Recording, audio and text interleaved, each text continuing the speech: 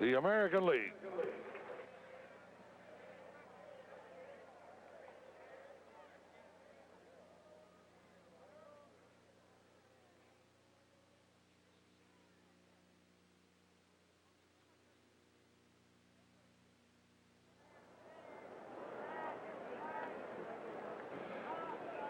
From the Baltimore Orioles, outfielder Al Bunbury.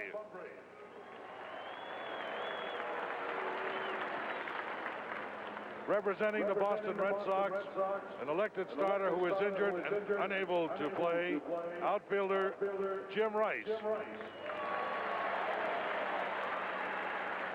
Pitcher Tom Bergmeyer. From the California Angels, second baseman Bobby Grich.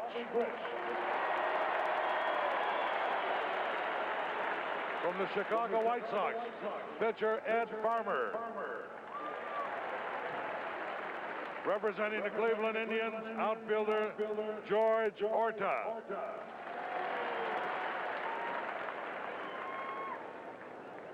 From the Detroit Tigers, shortstop Alan Trammell. Catcher Lance Parrish.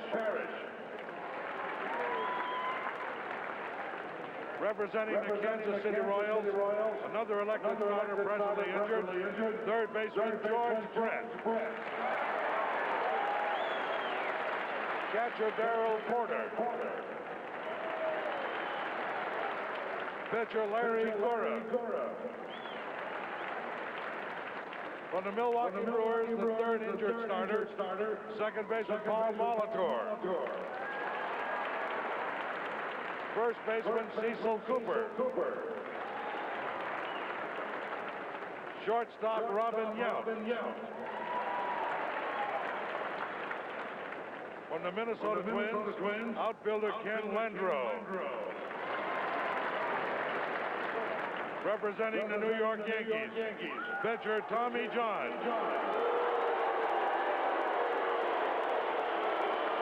Pitcher Rich Gossage. From the Oakland A's, outfielder Ricky Henderson. From the Seattle Mariners, pitcher Rick Honeycutt. Representing the Texas Rangers, outfielder Al Oliver. Third baseman Buddy Bell.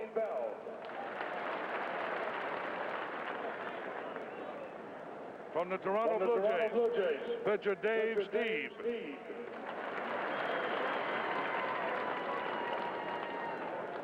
The American League coaches, from Baltimore, Frank Robinson.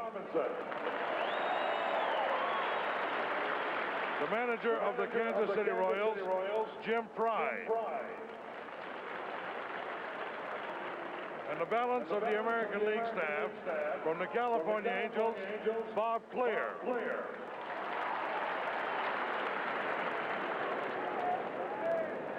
And the trainer from Toronto, Ken Carson.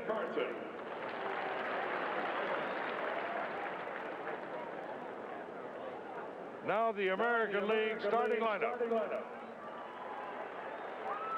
Leading off from the New York Yankees, a youthful three-time All-Star, second baseman Willie Randolph.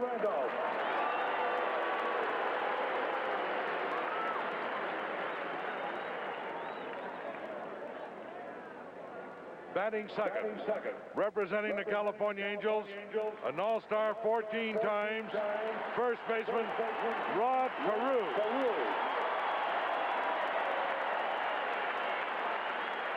Hitting third from the Boston Red Sox, an All-Star since his very first season, center fielder Fred Lynn.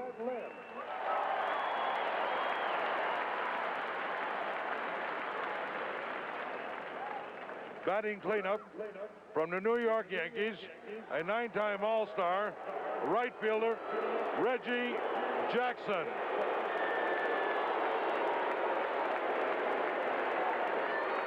Hitting fifth from the Milwaukee Brewers, the league home run leader, left fielder Ben Ogilvie.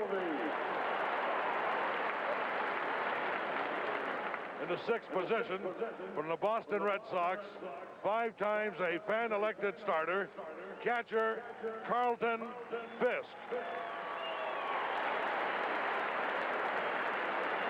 Hitting 7th from the New York Yankees, soon to be the home run champion among American League third basemen, Greg Nettles.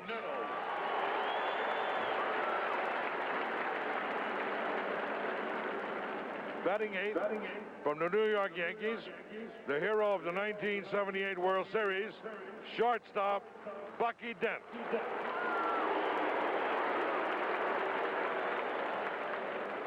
And the pitcher, warming up in the bullpen from the Baltimore Orioles, a 12-game winner already this year, Steve Stone. The American League manager has led the Baltimore Orioles to 4 league championships. Here is Earl Weaver.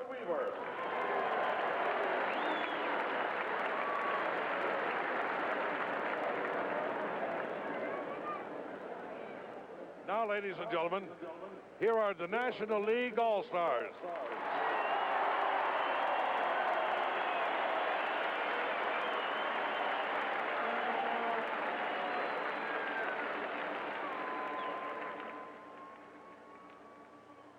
From the Atlanta Braves, outfielder Dale Murphy. Representing the Chicago Cubs, pitcher Bruce Sutter. From the Cincinnati Reds, shortstop Dave Concepcion. Third baseman Ray Knight. Outfielder Ken Griffey. Representing the Houston Astros, outfielder Jose Cruz. From the Los Angeles Dodgers, pitchers Bob Welch and Jerry Rice.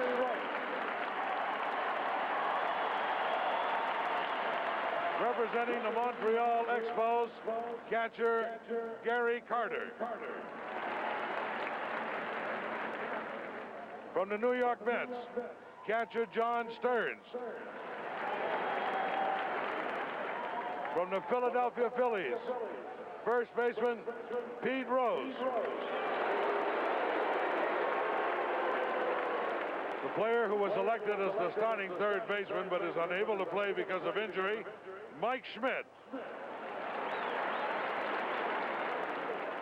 And pitcher Steve Carlton.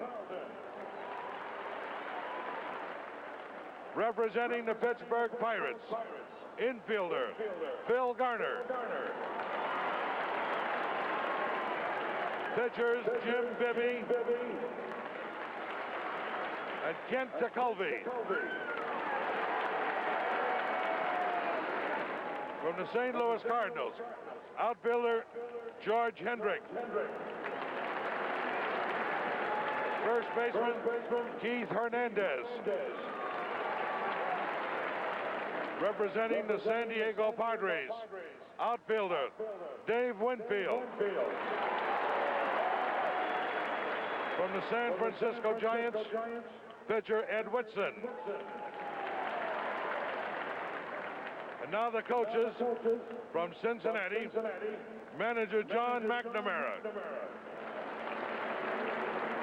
And from Houston, manager Bill Burton.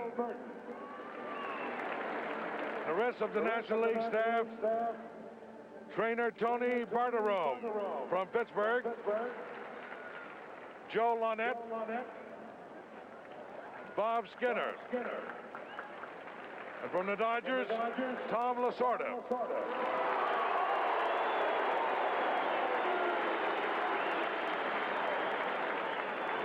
And now the 1980 starting lineup for the National League. Leading off from the Los Angeles Dodgers, this year's leading vote getter, second baseman Davey Lopes.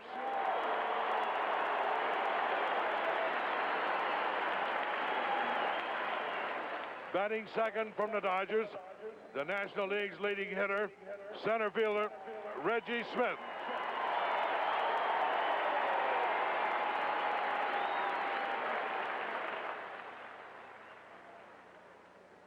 Hitting third, the MVP of the 1979 All-Star Game from the Pittsburgh Pirates, right fielder Dave Parker.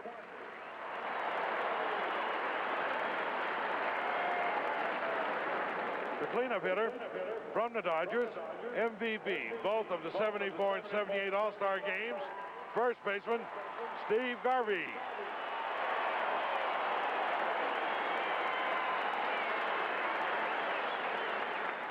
Batting fifth from the Cincinnati Reds, the National League starting catcher 10 of the last 11 years, catcher Johnny Bench. Hitting sixth from the Chicago Cubs, his 48 home runs led in major leagues last year, left fielder Dave Kingman.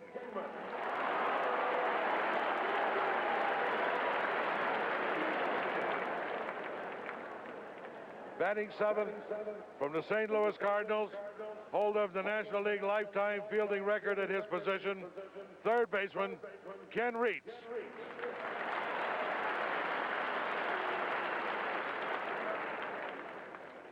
Batting eighth, the fourth Dodger starter, making his first All-Star start, shortstop Bill Russell. Batting ninth and pitching from the Houston Astros, the first right-hander in league history to strike out 300 batters in one season. Warming up in the bullpen, J.R. Richard. And now the manager of the National League All-Stars, managing his first All-Star team from the world champion Pittsburgh Pirates, Chuck Tanner.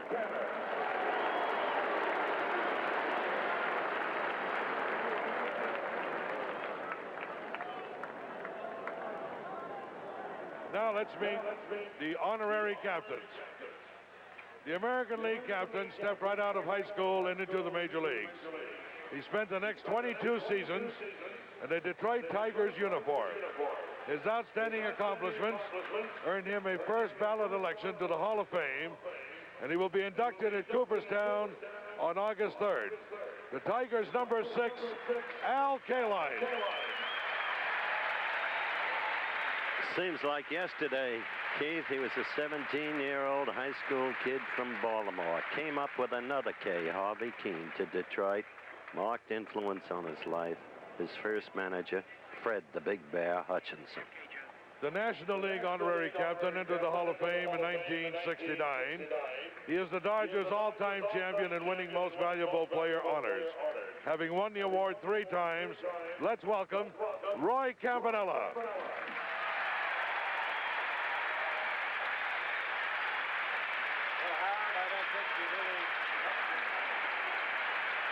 I don't think anybody could talk about Roy Campanella better than Don Drysdale, who was a teammate with him, knew him well, worked with him, and the crowd is standing. Well, Keith, I think when you talk about one of the great guys in this game of baseball, you've got to talk about the man who's moving to home plate right now after the tragic accident in the winters of 1956 to 57, Roy Campanella. And what a great man. He came up with a great line that we all use, and I think it can be used in everyday life. But Roy said, you've got to have a lot of little boy in you to play this game. Listen to that hand. More than 55,000 people standing. Quite a man.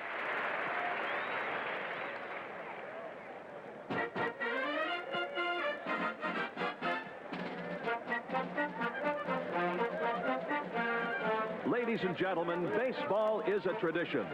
From sandlot to Little League to the professional sport here before us. We now pay tribute to this great game. Neil sings the national anthems of Canada and the United States.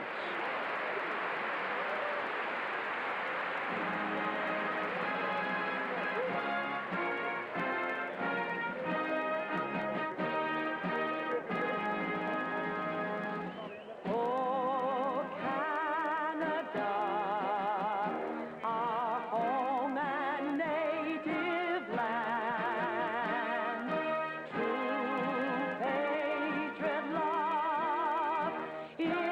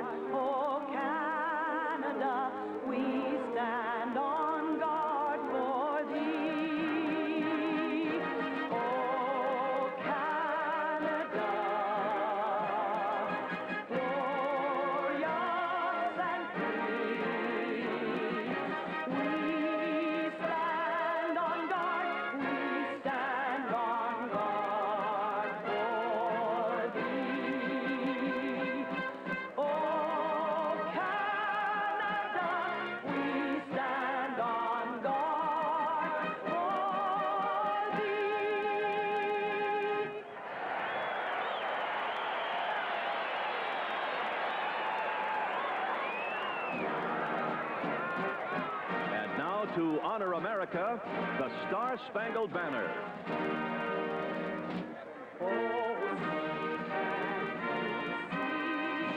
By the dawn's early light, what so proudly we hailed at the twilight's last gleaming, whose broad stripes and bright stars through the perilous fight o'er the ramparts we watched were so gallantly streaming, and the rocket's red glare, the bombs bursting in air, gave proof through the night that our flag was still there.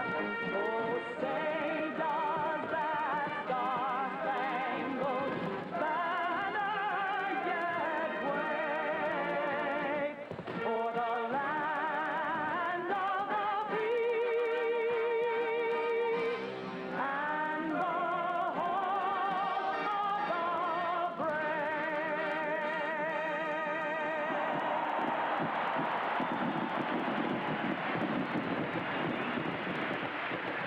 Spectacular.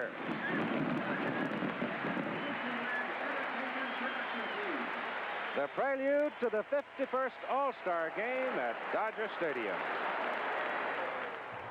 You take 1,000 hearts up here with you. Make them skip a beat. Then take them back down to... Leagues to represent. And looking at first base, the Iron Man of the Dodgers, he just rolls along in excellence, Steve Garvey. Over at second base, another Dodger, Davy Lopes, who, as was duly noted, the top vote getter in all of the balloting in 1980.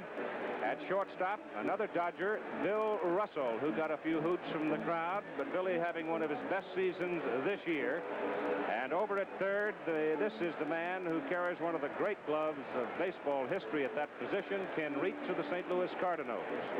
In left field, the man with the big bat, Dave Kong Kingman. We know him well around here. He came out of USC. In center field, making the start, Reggie Smith. Reggie in that position. He has played it before. He has had 8 starts in center for the Dodgers. Right field, the man who became the MVP a year ago because of his defensive prowess, Dave Parker of the Pittsburgh Pirates. And behind the plate, the remarkable Johnny Bench, who just goes along every year in excellence. And on the mound, from the Houston Astros, James Rodney Richard. Richard with a record of 10-4. He comes in, however, after struggling in his last couple of starts. He has been experiencing stiffness in his right forearm. He uses the word fatigue to describe it, says it is not actually pain, says it may be resulting from the slider. He will have consultation with doctors before he leaves Los Angeles. And yesterday, the Houston manager, Bill Verdon, suggested to Chuck Tenner, the manager, that he maybe use JR for only 2 innings. For the American League, leading off, it'll be Willie Randolph, followed by Rod Carew, a Yankee and an Angel, and then Fred Lynn of the Boston Red Sox. And the one thing about Willie Randolph is remarkable on-base percentage. It's right to the point. It's incredible. 425 get-on-base average. There's Gregory Peck, once an usher at the old New York Paramount Theater, a man who came a long way from that initial job, and a tremendous baseball fan of the Dodgers from the old days in Brooklyn. But Willie Randolph, with his 425 get-on-base average, Keith, is tied for second in the American League with Jorge Orta of the Cleveland Indians. They are closely behind Paul Molitor, the brilliant second baseman of the Milwaukee Brewers, who has been sidelined with an injury. Randolph stands in. J.R. Richard warmed up at about 95 miles an hour, according to the radar gun. So the big right-hander from Houston hums it low for ball 1. Willie Kuhn and the former President of the United States. His 4th All-Star game in the last 5 years, Mr. Jerry Ford. The shadows are just beginning to reach the home plate area right now as Richard comes in with a strike, and with this kind of lighting, Don, it's shut your eyes and be ready to bail out. Well, that's very true, and if you're on the pitcher's side, why, I'll tell you, they can have a little struggle down that dugout to see who's going to go out there and really start the pitching. But it's tough to see, and as that shadow gets to home plate, it's going to be even tougher. You've got James Rodney Richards, 6 feet 8.5 inches, 240 pounds. They use the word intimidation in this game of baseball. If that can't intimidate you, nothing can, to go with his 90-mile-an-hour fastball. Fouled off. The tough defensive position right now at this time of the day is right field for Dave Parker. That is the sun field. He'll be looking right up against this massive crowd,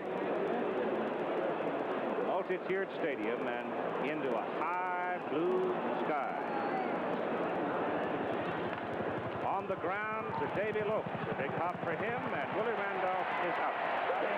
Well, there's a lot of these American leaguers that have not seen James Rodney Richards. Yeah, they've seen him maybe a little bit in spring training. I was talking to Reggie Jackson prior to the game, and he says he's just anxious to go up and see him. He said he might get me, but he says I'm anxious to hit off this big guy when he's in shape. JR will show him some speed. Oh, there'll be some heat coming up there. He can show Rod Carew anything, Keith. Because Rod Carew can hit anything. Takes it low. Rod had trouble getting started this year with various injuries. Had that same jammed heel that has hurt him and bothered him for quite some time. But he is still a magician with the bat. The pitch flies away from Johnny Bench. 2 balls and no strikes, 1 out. Waiting on deck is Fred Lynn of the Boston Red Sox, and then Reggie. I think many times in an all-star game, as you look at Freddie Lynn in the on-deck circle, that if there has to be an advantage at the very start, it's usually in the pitcher's advantage, because if they have good stuff, regardless of the hitting, good pitching will stop good hitting. 3 balls, no strikes now to Carew. Just noticing how quickly the shadows move. It's already moved about a yard onto home plate in a matter of the first batter to the second batter, and Carew gets a free pass. Batting third, number 19. Freddie Lynn comes to the plate, has a very bad hamstring problem. Lynn. Cut down some of his work in the batting cage. Threw some batting practice on Sunday in Baltimore, but he is playing hurt. Did not play the last 5 games before the All-Star break. Carew is at first, and Freddie is in with Jackson to the on-deck circle. The top of the first inning, a lob to first. Lynn is a master at hitting inside out. Uses the short porch at Fenway's left field. Very effective.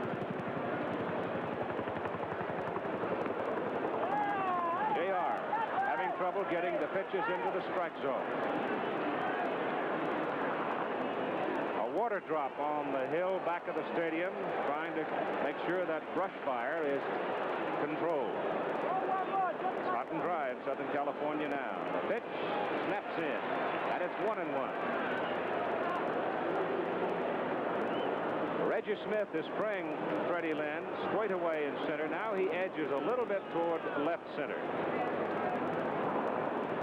Kingman is pretty much straight away in left, and a throw to first to hold Carew, with Reach, the third baseman, coming in at third.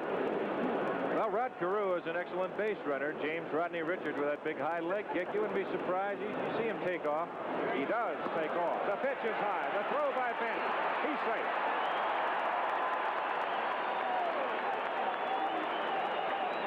Big jump on Richards. Carew with deceiving speed. He's in the class of I've always put him with the Mazes, the Aarons, the Richie Allens, people like that. He runs with ease and he fools you. The good point there is Henry Aaron. That's who right. had a remarkable success in base stealing. Attempts and stolen bases. Just remarkable and never noted for his speed. Oh, that's true. A 2-1 pitch to Lynn. He can now pick up Carew with a base hit. Hits it to the right side. Moves Carew over. Lopes throws to Garvey. 2 out. Keith, you were talking about James Rodney Richard as far as maybe easing off a little bit on the slider as Reggie Jackson is introduced, but he hasn't thrown the slider. He stayed with a fastball right now. He figures he's going to go out there 2 innings. I'll just stay with a fastball and take my chance. With his hummer, that's about all he needs. Well, it's power and power here as Reggie comes up. It's a moment like this that'll get your juices going.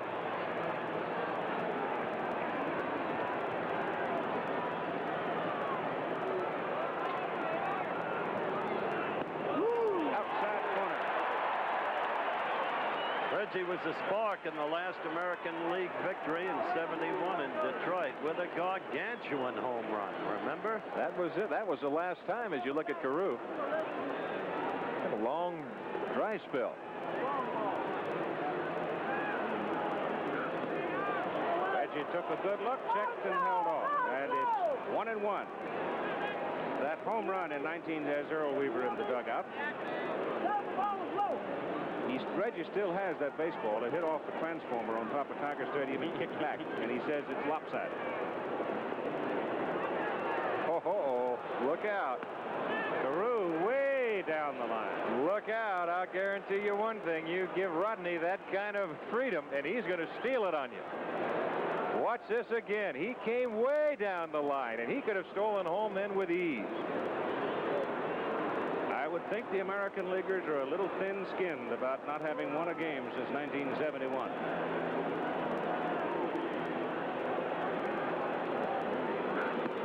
That pitch is high. And now it is 3 balls and 1 strike to Reggie Jackson with 2 out and Carew on third.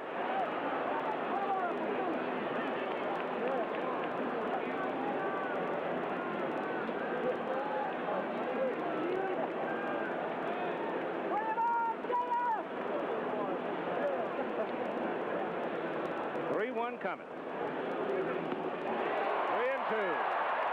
Reggie didn't get cheated.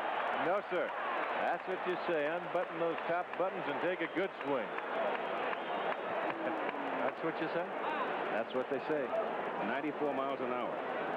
That's getting it up there. That is really rushing it up there. That might have been the slider. I can't read a slider from this angle. Might have been it. It was one of the quickest sliders known to mankind. That's right. Trap it. 3-2 coming. Pitch chases him. He's out. He wanted to fake it for a minute, and then he decided he couldn't. So the American League fails to score in the top half of the first inning. The National League coming up in a moment. Defense for the American League. California's Rod Carew will be at first base. The New York Yankees' Willie Randolph opens at second base. Another Yankees at shortstop. That is Bucky Dent. Over at third base, another Yankee, Greg Nettles. Great one at third. Out in left field, Ben Ogilvy in his first All-Star game. In center field, it is Fred Lynn of the Boston Red Sox. And over in right field, the New York Yankees' Reggie Jackson. Back of the plate from the Boston Red Sox, Carlton Fisk. Right elbow's getting better. And on the mound, it is Steve Stone with a record of 12-3. In contrast to James Rodney Richard, Steve Stone stands 5 feet 8.5 inches. His first All-Star game since he pitched in 1965 with the Ohio High School All-Star team, and that's worth mentioning because his teammates included at shortstop Thurman Munson, third base Gene Tennis, and center field Larry Heisel. Davy Lopes will lead it off, and Davy Lopes will take that trophy and put it in his den at home because he was the top vote getter of 1980, 3,800,000. First time in 4 years that Rod Carew lost the honor. Lopes to lead off, then Reggie Smith and Dave Parker. Steve Garvey hitting cleanup, and Bob Welch is already in the bullpen warming up for the National League. So J.R. Richard may go only 2.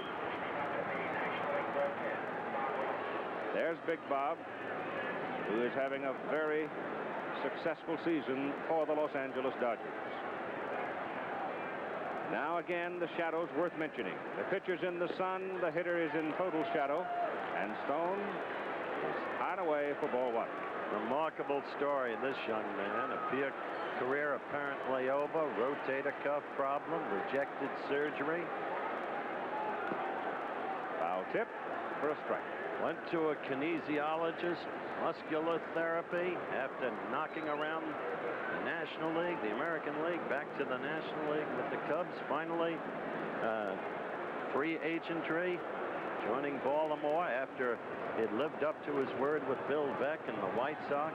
And now here he is, all the way back. Breaking pitch, pulled to the hole. Greg Nettles, a great play. Got him. Poor Lasorda. He thinks he's seeing the 1978 World Series all over again. He can do it all. You talk about a man who's going to become the all-time third baseman as home runs, but look what he can do with a glove. The ball comes up for him, that's a plus. But now, as quick as he can get to his feet, lopes with excellent speed, and it's a bang-bang play at first.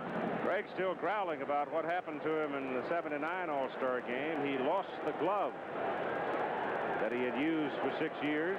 Then he went down home to Southern California and had that lawnmower accident. So it was not a happy All-Star break for him a year ago. Reggie Smith swings and fouls it off. You noted earlier, Keith, I'm sorry, Don.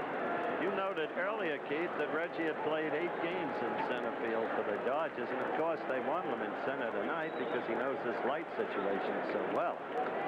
Hitting from his power side right now.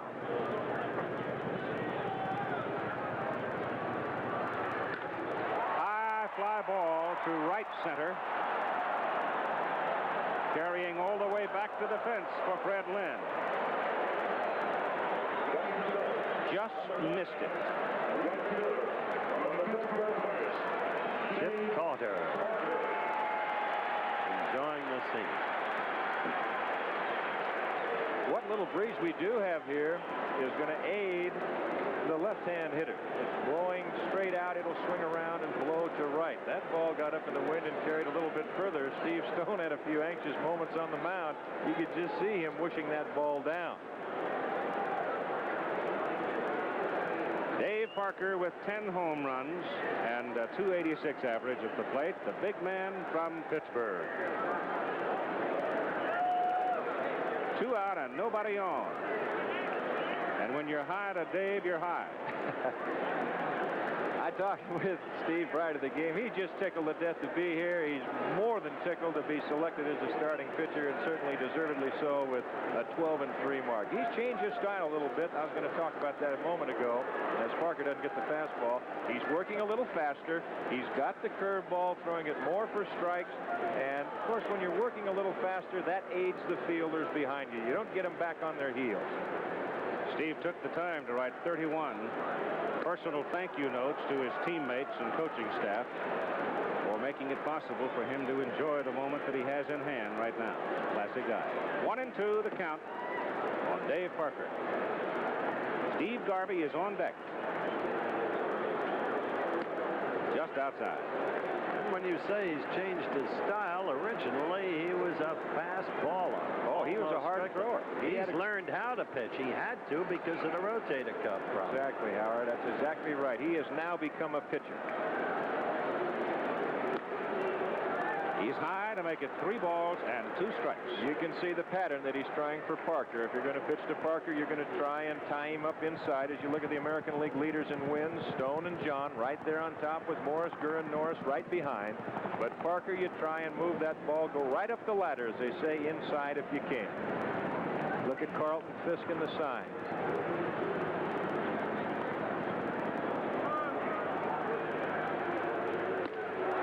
He hit the spot with it and strikes out Dave Parker. And so we have played 1 inning in the 1980 All-Star game at Dodger Stadium in Los Angeles. And we have no score on a lovely, warm summer evening. Ladies and gentlemen, we draw your attention to the commissioner's box on the home plate end of the National League dugout. Baseball is extremely pleased to welcome his 4th All-Star game in the last 5 years, the former President of the United States, President Gerald Ford.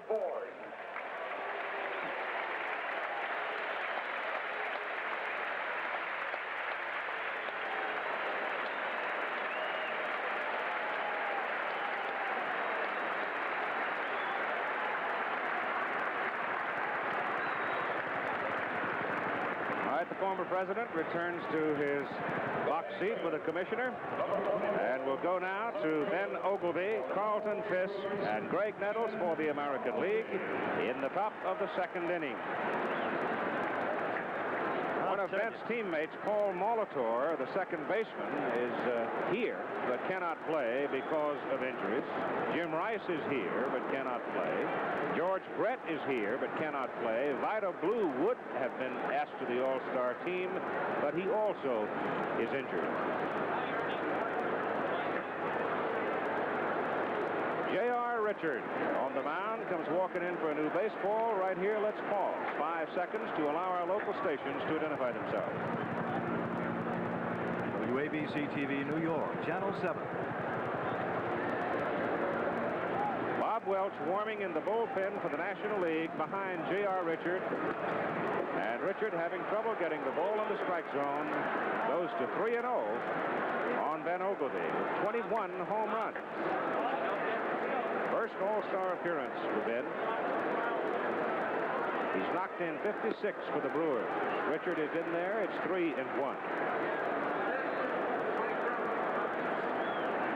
Dusty Baker is one of those players who was sort of a victim in numbers this year, having a terrific first half of the season for the Dodgers. He is not on the team. A lot of noise in this part of the country about it. Oh, what a bullet! There are your home run leaders in the American League. You can see Ben sitting at the top. I saw him hit one in April at Yankee Stadium, deep into the upper deck, and he did it against Guidry. He walks. Second walk issued by J.R. Richard.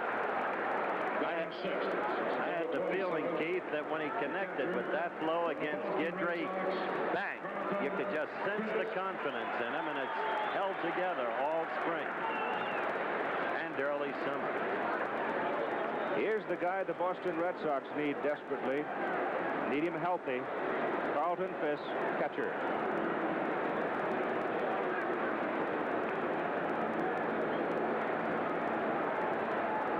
Ogilvy at first. Garvey holds him. Straight away defensively for Fisk. Strike one. There was a slider. That was a slider. That's exactly right. That's what makes J.R. so tough. He's got that real good fastball, but on top of that, he doesn't lose much velocity when he comes back at you with that hard slider. And when he gets it down and away in that position right there, he's double tough. Check of the runner. Big kick. Strike two. The Dodgers are kind of hoping that this activity may take J.R. out of the Houston rotation, because Houston comes in here Thursday and Friday. And normally when J.R. walks out to the mound, throws his glove out there, the Dodgers roll over. He is really rough on them.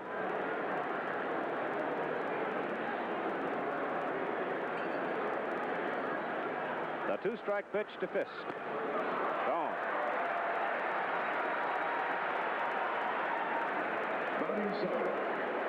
Second strikeout, and that, ladies and gentlemen, was a fastball at better than 100 miles an hour. Radar gun says 101. You won't see Carlton take swings like that too many times. He was just kind of overmatched at that time at bat. Now Greg Nettles will get a chance to challenge J.R.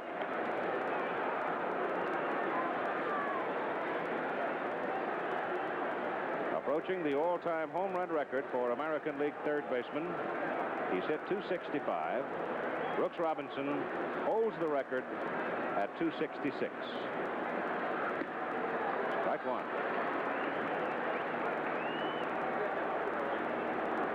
American League may send an emissary over to the National League dugout to make sure that Chuck Tanner adheres to the request of Bill Burden. Only use him for 2 innings.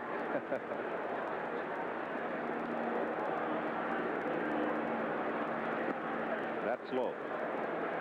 Of course, Welch will bring some speed to the mound, too. They've got a few that can bring some heat up there. I want to see another Welch-Jackson confrontation. Yeah, remember that? Beautiful. For the great moments of this generation, anyway.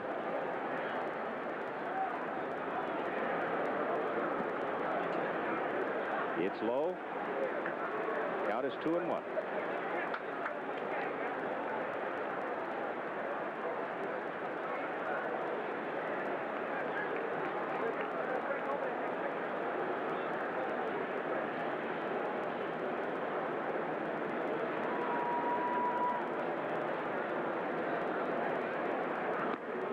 Way up.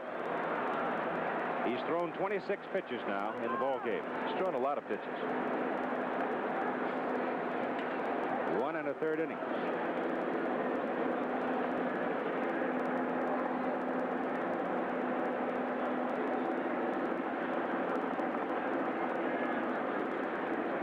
Runner goes. Nettles pops it up. Foul ground. Third base side. Ken reach. 2 down.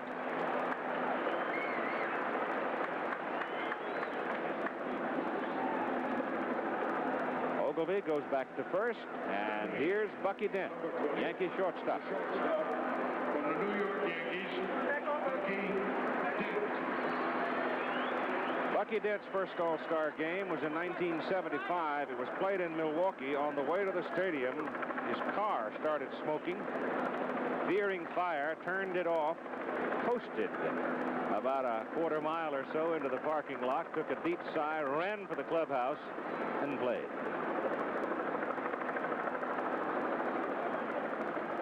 Runner goes, pitch, punch to the right side, base hit. Ogilvy turns, goes to third. Parker whips it back in. Really manipulated that bat. Well, he just laid the bat on the ball. That's all there was. Ogilvy running. He made it to third easy. Of course, you've got that strong arm. In right field of Dave Parker. Here's the pitch one more time. Wasn't a real good pitch, but he just lays the bat on the ball. That's all it is. And with Lopes covering, no chance whatsoever to make a play. And so Bench goes to the mound to talk to JR. With Ogilvy going over to third, and with 2 out, the American League now with a threat. And what they might be talking about right here, you've got runners at first and third, 2 out. Steve Stone, the pitcher, at the plate. And Johnny Bench certainly aware of what Earl Weaver might do. He knows the reputation of Weaver. Watch that double steal or possibly a delayed steal where they try and steal a run with Ogilvy at third. Ogilvy runs well.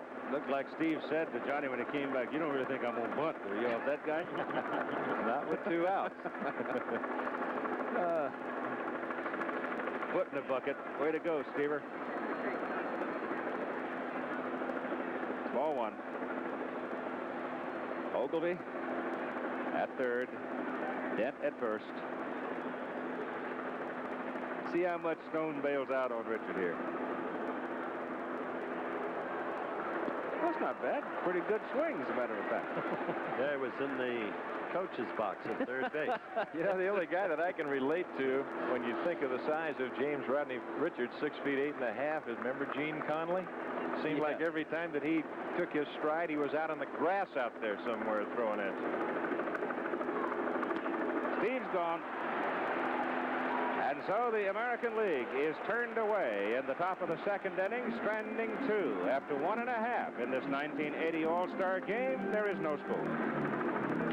Gives you some index, Keith, of what Garvey has been, the second leading hitter in all All-Star games. That Herman, by the way, is Billy Herman. 7 years with the Cubs, 3 with the Brooklyn Dodgers. Well, 4 of those guys were here at Dodger Stadium the other day in the Old Timers game. Of course, 2 were playing with Slaughter and Herman in the Old Timers game. Charlie Geringer's old milk bottle bat.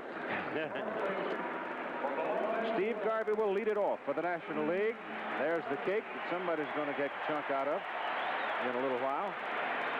Johnny Bench and then Dave Kingman. Steve Garvey leading the major leagues in runs batted in with 66. Gee, saying Billy Herman's name brings back so many. He was the best I ever saw at the hit and run. Yes, sir. He's just superb. And you just saw Dent executed so well for the Yankees. But Herman, with him, it was absolute science. Steve Stone retired the Nationals in order in the bottom of the first inning. Now we're in the bottom of the second, and the pitch to Garvey is high. Steve, in his 7th All-Star game, was a write-in All-Star. In 1974, was the MVP. Then in 1978 in San Diego, a single and a triple to win the MVP honors, and that pitch is high and tight. 2 balls and no strikes. They started in '78 at San Diego when the workouts the day prior to the All-Star game. The public was invited free. They've continued it. Yesterday they had over 30,000 here at Dodger Stadium to enjoy the afternoon, and the bat goes flying, and John McNamara is loose down at third. That was one of the best scenes I ever witnessed in '78 at San Diego. And then, of course, there's Dave Winfield with his funding for the young kids.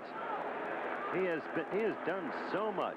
Speak, of course, of the former University of Minnesota, great all-around athlete, and the star of the San Diego Padres. Incidentally, you heard about what happened to Fontaine today. I heard that. Bob Fontaine was replaced as general manager of the San Diego Padres. We don't know who by yet. Well, there is a story out as you look at the National League RBI leaders, led by Mr. Garvey, that Jerry Coleman, the old Yankee infielder, may be promoted upward from field manager to general manager, in which case, if the rumor proves out, Doug Rader, managing Hawaii, would come up. Harvey swings and misses to make it 2-2. That's a pretty fast move by Jerry Coleman out of the broadcast booth to the field managing job to general manager, all before you could turn around and say howdy.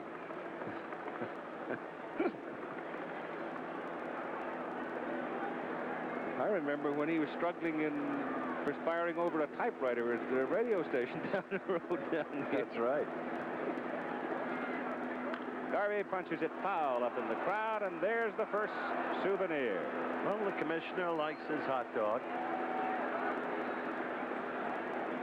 Telephone call. News bulletin, Ed Too Tall Jones flying to Dallas, apparently to sign with the Cowboys. After watching Scott Ledoux last night, I thought he might go back to boxing. 2-2 pitch to Garvey. Garv pops it up. Finch coming back, may have a play. No, it is not Finch, it is Fisk. Excuse me. Carlton Fisk. The fastest pitch thrown to the plate by Stone, 90 miles an hour. The slowest pitch to the plate from J.R. Richards, 93 miles an hour.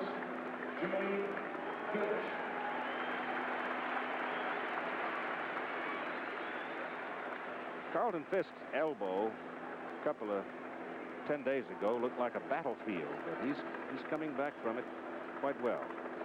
Now Johnny steps in, the big guy of the Cincinnati Reds with 11 homers and a .280 average. Still talking about forming a country music team one of these days and hitting the road. What a marvelous athlete he's been, and still is. Get on the ground sharply, Bucky Dent. And you've got 2 down. Starting at 7:30 p.m. Eastern Time next Monday, July 14, ABC News will take the floor at the Republican Convention, Joe Louis Arena in Detroit. Convention coverage with the innovating impact you've come to expect from ABC News. Joining for the first time as anchors, 2 of the best, Frank Reynolds and Ted Koppel. Barbara Walters will take you behind the scenes with special interviews, special editions of 2020 to make the coverage complete for you. ABC News beginning Monday, July 14, convention coverage. Republican convention out of Detroit. Dave Kingman, who had him talking yesterday with howitzers into the pavilion. He hit some 500 feet high. Has had injury troubles of late. 10 home runs for the big guy. Started only a handful of games in more than 3 weeks. He had a collision at home plate in May, hurt his shoulder, and he's been slowed since that time. Oh, that one bit the plate umpire, John Kibler. Pretty, isn't it? Yes, it is. Downtown Los Angeles. I thought you ought to have a look at a tall building. You might not feel totally at home out here in the Wild West. Wise guy. We got more than that in one block. You're right, you do. A 1-1 count with 2 out. And Steve Stone pitching to Dave Kingman with Carlton Fisk back at the plate. With the exception of Rod Carew at first, it's a Yankee infield, and Kingman swings, and it's 1-2.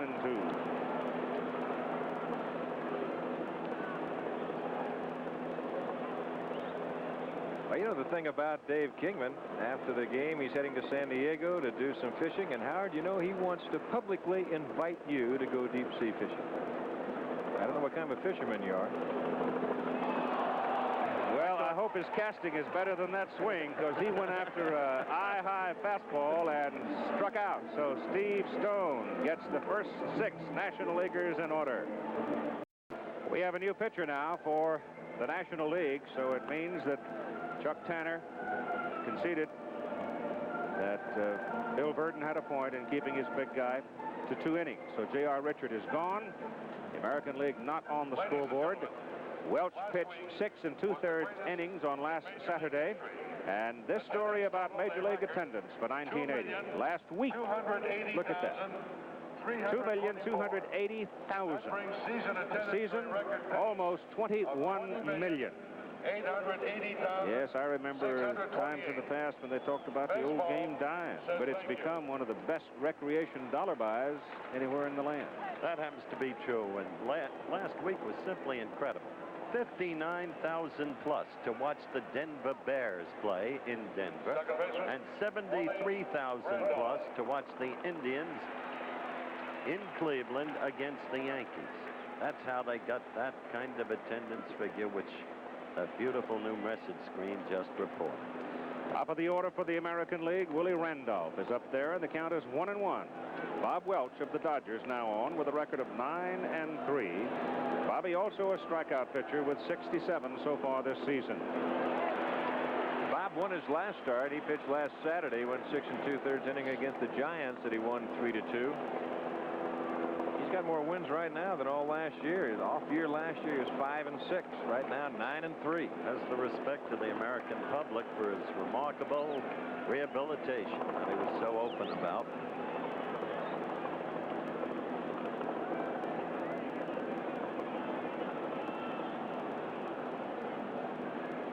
The sound of helicopters in the background. That pitch is fouled off.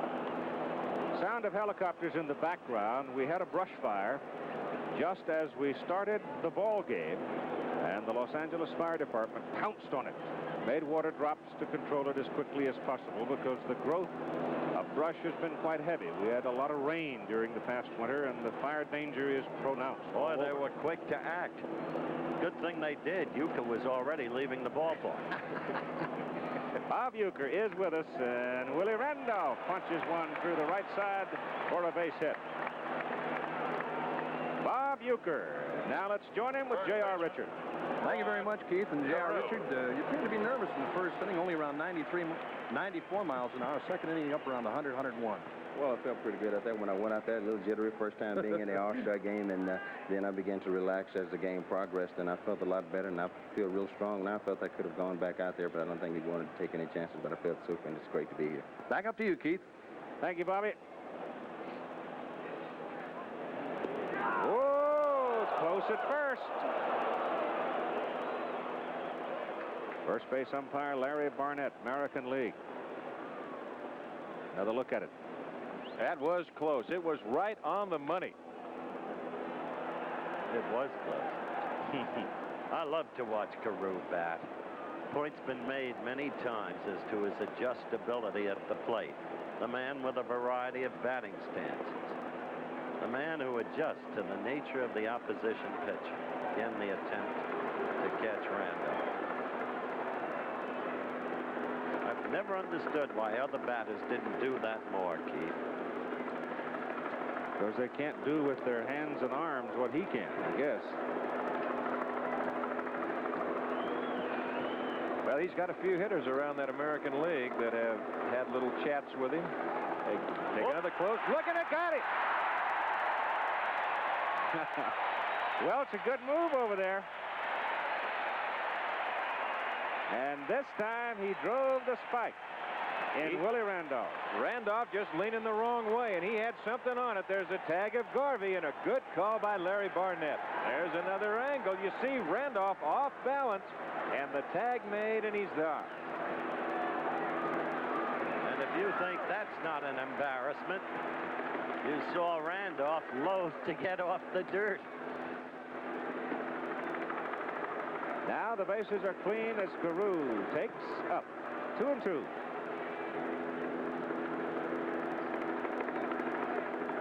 Reggie Smith this time with Carew up there against Welch is even more so over in left center.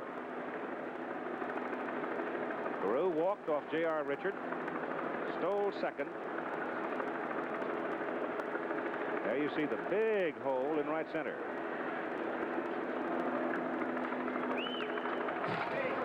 Straight back. 2-2 remain. Keith, it's still hard to see here. The shadows have covered just about all of the infield outside of Steve Garvey at first base, but that sun is still shining on that backdrop, and it's still tough to see.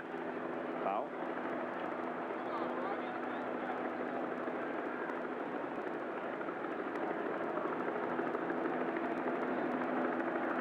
There you can see the shadows. Won't be long. It'll all... A bright day like this, the shadows are stark, too. That's punched down the left field line and drops for a base hit.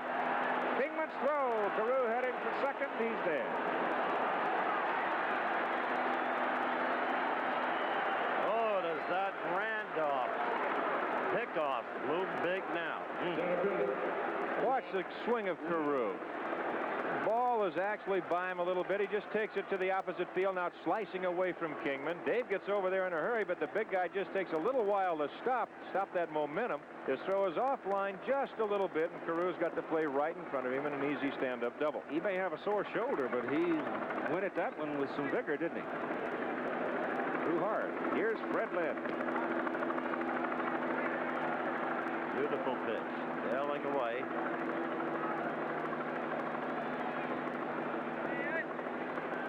One strike pitch. Lynn fouls it off the handle and drops in the crowd. Nice catch. Freddie bouncing out with the second baseman Lopes his first time up. The flag right now in center is virtually still. Pitch is high. 1 ball and 2 strikes.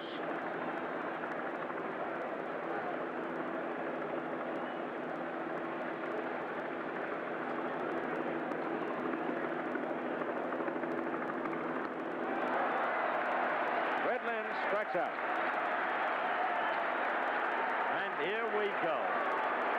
2 down, and we remember 1978 with this confrontation, Reggie Jackson and Bob Welch. The way it was the first time here at Dodger Stadium, and the youngster struck out Reggie Jackson, and the fans went wild. The second time around, Jackson just stood there and seemed to measure the kid, and then hit a majestic home run. And in his dramatic way, just stood there and watched it at home plate. It's the kind of scene that this kind of sport can produce. So individualistic, even though it is, in the ultimate, a team game. On the corner, and the crowd reacts. Hit a good spot on him, too, down and away. Reggie still might be looking for that heater up and in.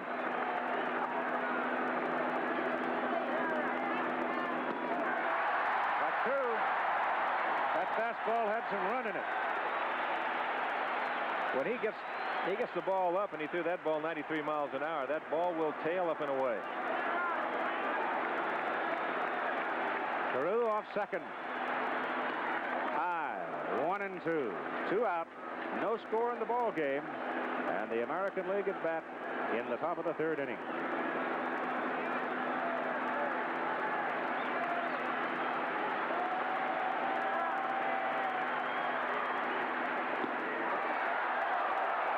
Bench appeals. Third base umpire Jim McKean says no. Well, he's got the pitch up. That's a tough pitch for Reggie to lay off of, but he's got it pretty close. foul floating into the crowd left side. You know what I like to see this year? They've come out, they've got all the umpires dressed alike. The American League and the National League got together and said, boys, let's dress them all the same way. And I think it really looks good. Before, you had the maroon and the blue against the National. That's the American League. The National League was all light blue and dark blue, but they're all the same. They're all uniform. I think it looks good. Guns loaded at 2-2. Oh, come on, guys. 3-2.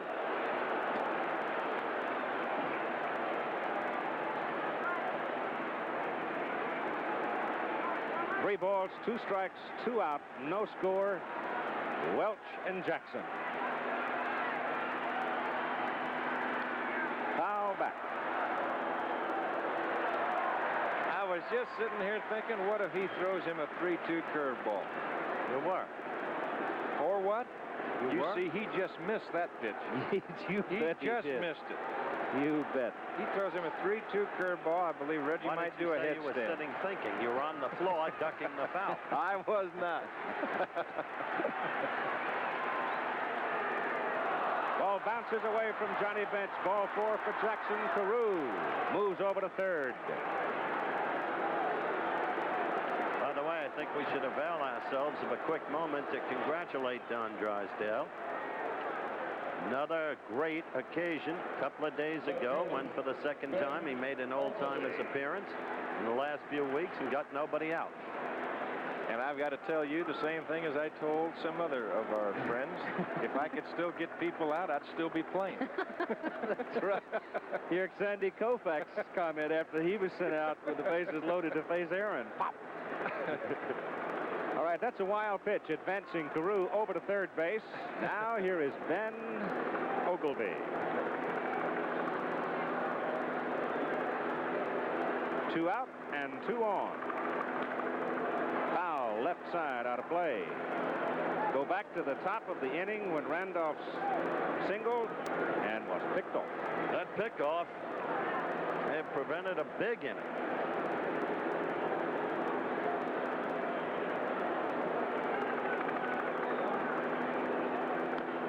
Pitch is high to Ben. It's 1-1. Kind of a wiry guy, Ogilvy. And Howard, you talked about the home run he hit before at Yankee Stadium. When he hits him, he can hit him as far as anybody. We've commented on that before. He's got great power. He's got an iron wrist. Oh, he's strong.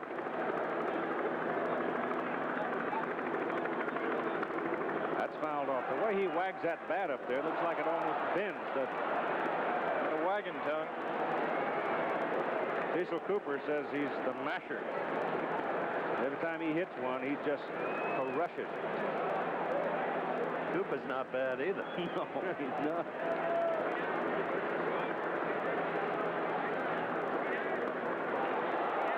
Ben started to go, held on it. A little worried about the call. You saw how quickly he turned to the home plate umpire.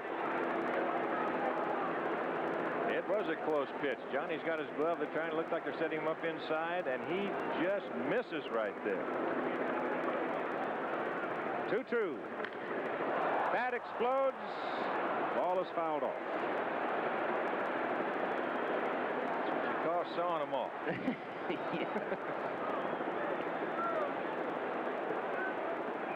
Watch the bat explode. That is jam job. Steve Garvey saying, help! Jackson ran. Don't blame him.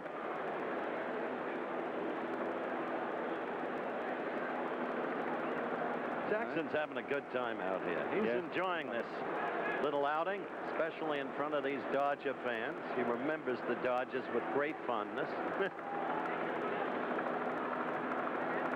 2-2 now to Ogilvy with 2 on and 2 out and no score. Top of the third inning. Welch strikes out Ogilvy with a high fastball. And so the National League pitchers continue to hold the American League at bay at 2.5. No score.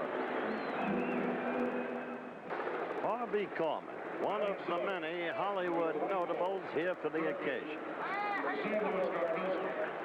Stop play acting. Watch the game. Now we know where Bob Uecker got the design for his sideburn.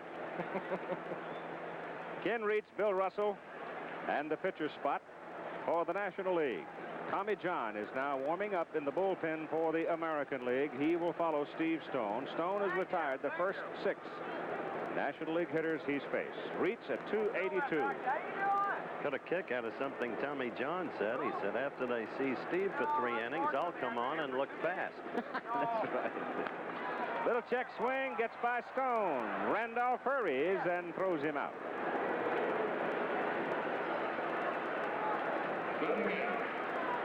There's TJ cranking up. Tommy John.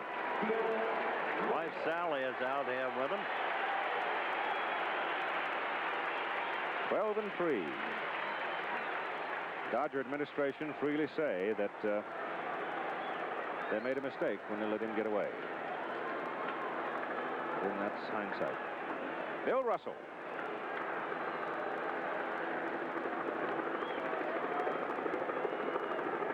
Stone breaks it off outside and low. Billy from Broken Arrow, Oklahoma.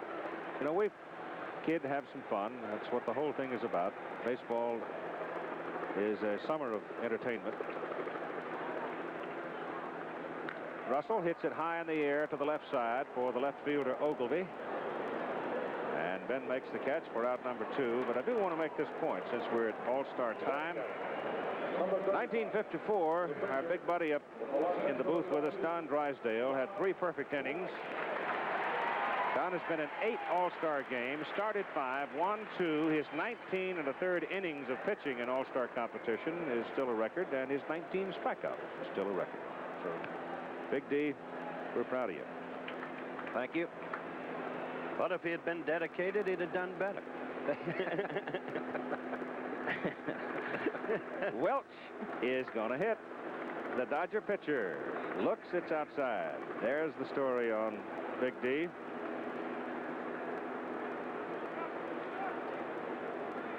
Only struck out 19. That was it. We should put up hit by pitcher. Most guys they'll no. live in that. Come on now. Welch the batter. And it bit the plate umpire, Kibler. Stone is perfecting the check swing. Bob Welch not a bad hitting pitcher. Swings the bat pretty good.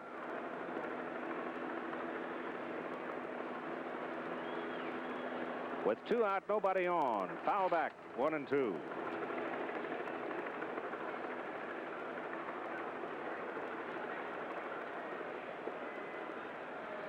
The American League pitching staff coming into this ball game was much more rested than was the National League staff. Breaking pitch, the old deuce shoots him down. So, I must tell you, Keith, without meaning to interrupt you, that Steve Stone, as he goes off there, is the first American League pitcher since Denny McLean to pitch 3 hitless innings for the American League. and the score continues 0-0. Sun going down in the west. The old place is full, and here are the changes now. Defensively, with Phil Garner of the Pittsburgh Pirates going in at second base. Kenny Griffey of the Cincinnati Reds is in left field now, replacing Dave Kingman. And going back at the plate from the New York Mets, John Bad Dude Stearns. He was becoming a prize fighter during the recent series against Montreal. He was a pretty fair prize fighter when he played defensive back at University of Colorado, too. He's a tough kid, but as we've said, I never saw a ball player could fight. All right. The National League is still without a hit as we go to the top of the fourth inning. The American League with 3 hits, but they've been turned away. And Carlton Fisk struck out his first time up, facing J.R. Richard, and looks happy that James Rodney's gone. Now let's see what Pudge can do against Bob Welch. Well, same story. He wasn't happy with his own swing.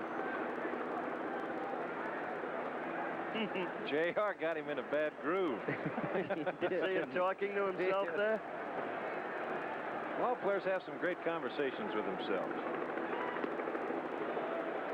Outside corner, 2 strikes. Fudge tells a story of the 7-2 All-Star game, his rookie year, and he was warming up Gaylord Perry in the bullpen. He was so nervous he couldn't catch a blame thing. Ball bouncing all over the plate, and Gaylord growling at him. Struck him out on 3 pitches. And finally, they came into the game together, and guess who comes up? Henry. Fish says Perry shook him off 3 times because Gaylord wanted to throw the wet one. He said he finally threw it, and Aaron hit it in the parking lot. Familiar story, isn't it? Greg Nettles, Yankee third baseman, popped out to Kenny Reitz, first time up. 3 strikeouts for young Welch. Outside. Well, the crowd speaks for itself there. Beautiful ballpark. Really is. Really is.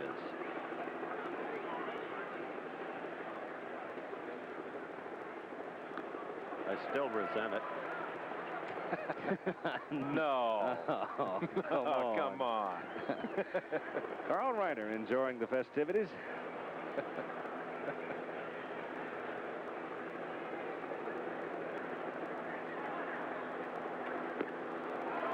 One and 2 on Greg Nettles. Welch has got that thing moving around. Oh, it's whistling.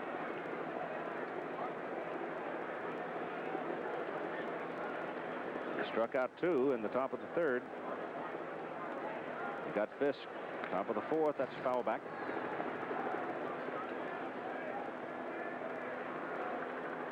They experimented with all kinds of different soils in building this stadium. There's Tony Tennille that you saw singing the national anthem. And the captain. And the captain. Nettles fouls it back. They finally replaced this past January native soil which came out of the Van Nuys area just over the mountains in the San Fernando Valley. Skin part of it. I think they decided on a Tom Seaver specimen. After all, he's a principal geologist. Right. Made a study of the turf in all ballparks. Nice shot. 2 balls, 2 strikes. Greg Nettles. No score. That's a shot right to Garvey. Steve will make the play himself. 2 down. Now here's Bob Uecker with Johnny Bench. Thank you very much, upstairs gang. And right here we got Johnny Bench, as you can see, really keyed up about tonight's game. John, earlier this year on a Monday night telecast, you talked maybe this might be your last year catching. True or not? Yeah, this is my last All-Star game catching. I feel like I've had enough, and I don't want to break your record. I've had 13 of them, and I know if I go much further, I'll break your record. Back upstairs, guys. Way to go, Johnny. Catch you later. Bucky Dent is at the plate. George Orta has come to the on-deck circle.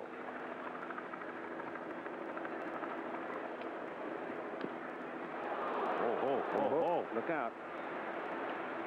Banged right up and hit him in the face, didn't it? I think I got him right around the eye. Bucky a little off balance on this particular swing. Curveball. You see that he's out, and he comes up and got him right around the eye, or maybe on the cheekbone. Bucky had that severe cut on his wrist, just got back on the active list, started playing again. That was Jim Fry of Kansas City, had come out along with Barterone to check on him. I tell you, when you look at the history of the All-Star game, certain injuries are memorable. Lizzie Dean. There was a day at Ebbets Field when Ted Williams damaged his shoulder. Ken Carson of Toronto, the trainer for the American League. And Bucky goes down swinging, so Bob Welch has struck out 4 in his 2 innings of work. At the end of 3 1/2, there is still no score in the 1980 All-Star game.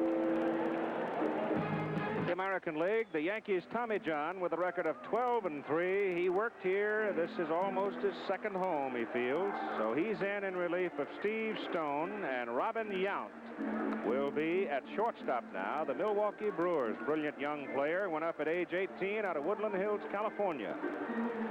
And what Earl Weaver would do right here, Keith, he'll make the double switch as he takes Dent out. He made the last out, so Tommy John will hit in the 8th spot, and Robin Yount will lead off the next inning for the American League. He will be hitting in the 9th spot, or the pitcher spot, the starting pitcher spot. So John hitting 8th and Yount hitting 9th. Tommy John, who had the arm breakdown on him here, had it restored, and now one of his favorite lines is that, "What do you mean? I'm getting along. Arm's only 3 years old." Well, down there on the bench just prior to the game and waiting for us to go on the air when I was talking with Earl Weaver, and it was Earl Weaver who brought Tommy John over and talked to Steve Stone along with Tommy John. Says, "Tommy, how do you pitch him? You were here." Yep. The book on Stone, 24 pitches, 3 perfect innings. Just zip, zip, struck out 3, didn't walk anybody. Jerry Royce now in the National League bullpen. The Major League's only no-hitter came from this man so far in this season. 9-2 record, and his career has turned around. Phil Garner at the plate for the National League. Phil fouls it off. Pirates second baseman. Tommy John's kind of a practical joker. As he came out here to the All-Star game, he got the inside of his glove and he dyed it. And he was going to set it next to Weaver on the bench. So Weaver would look at it and think there might be grease in there. Tommy, you know, a lot of people talk about Tommy John. He says, well, he might have a little doctor's degree as far as baseballs are concerned. 1-1 count on Phil Garner. Facing one of the men I most respect in baseball. Foul back. You talk about getting the most out of what you've got to give. This man epitomizes it in the way that Eddie Stanky once did.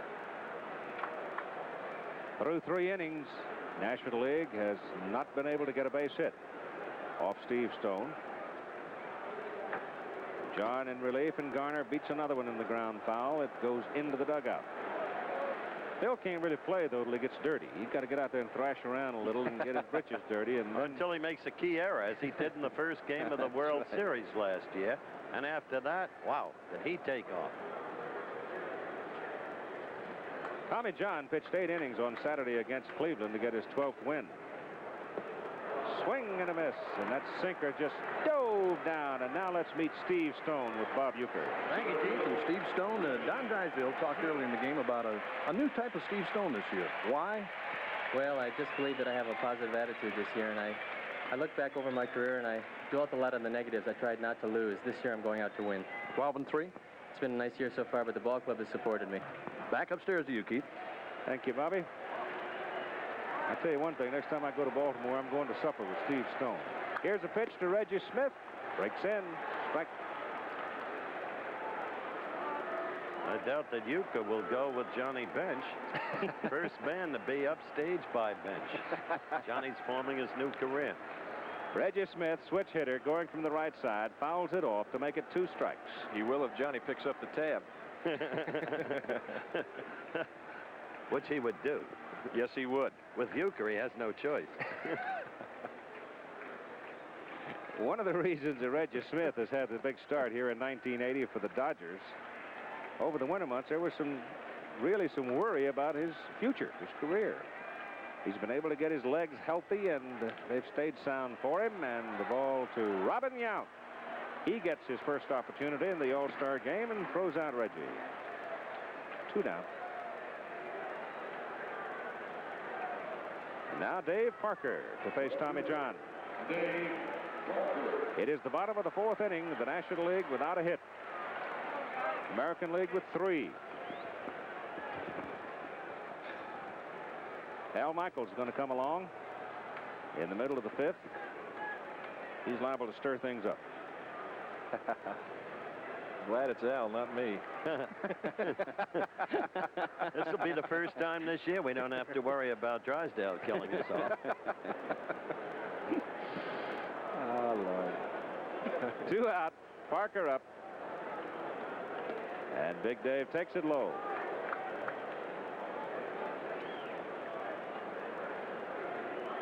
Parker struck out swinging to end the 1st inning for the National League.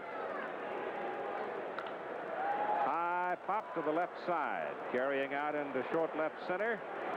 Fred Lynn comes over and makes the catch, and the inning is over. So Tommy John gets the Nationals in order in the fourth, and we continue with a scoreless game. The big guy from San Diego, Dave Winfield, has now gone to right field, replacing Dave Parker of Pittsburgh.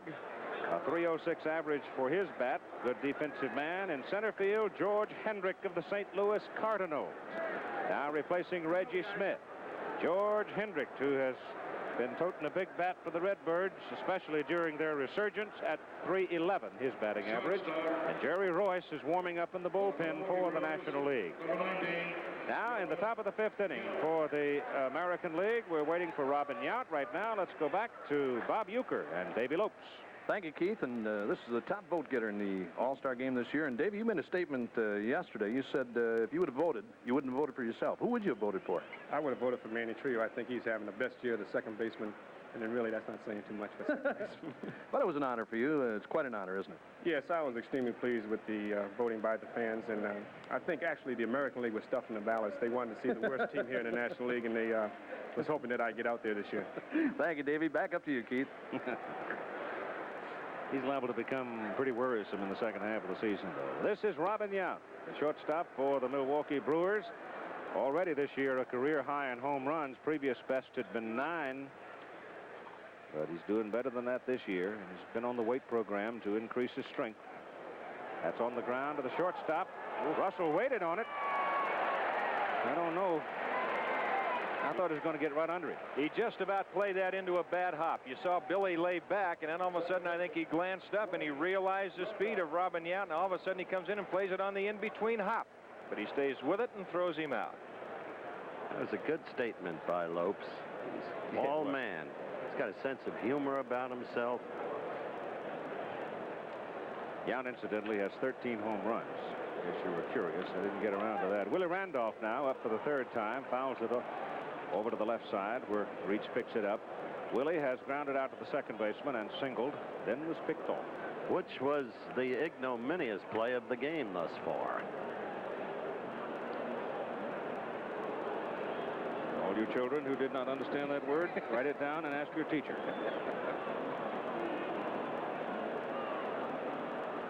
What's that? 1-1 to count.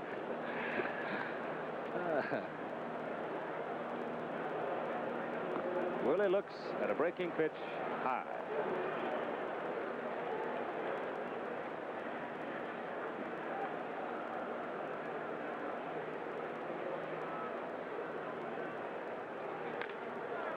Up the middle for the shortstop, Russell. And Billy gets Willie. 2 down, and the playing surface now is almost totally covered by shadow. The right fielder, however, is still got to be looking up through some shafts of sun. It's just about totally shadows now.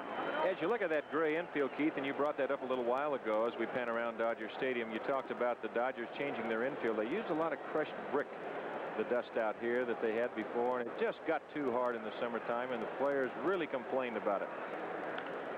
Rod Carew fouls it away to the left side.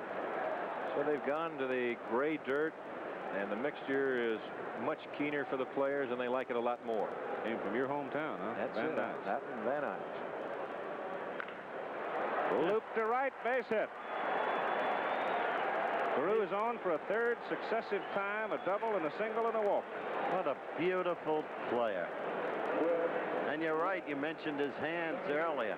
He's got the hands of a lighter weight classification fighter. Look, beautiful. Huh.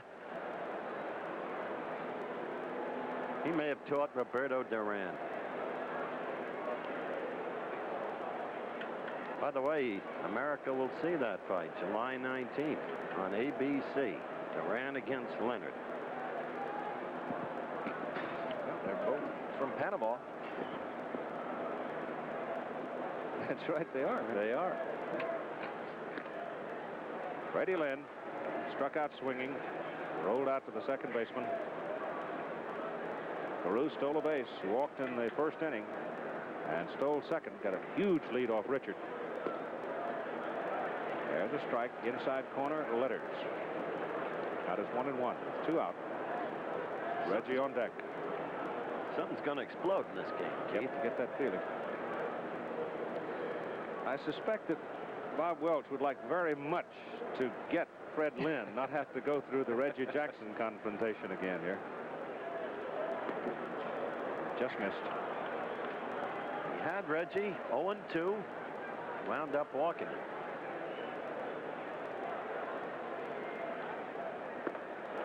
Big swing. 2-2.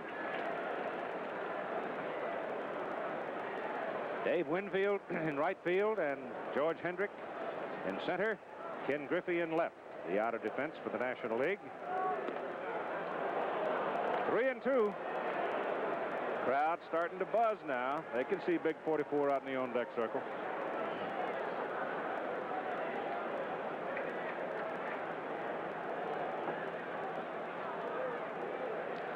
Carew goes. Lynn hits it high down the right side. If it's fair, it's gone. It's in the seats. Home run. American leads 2-0.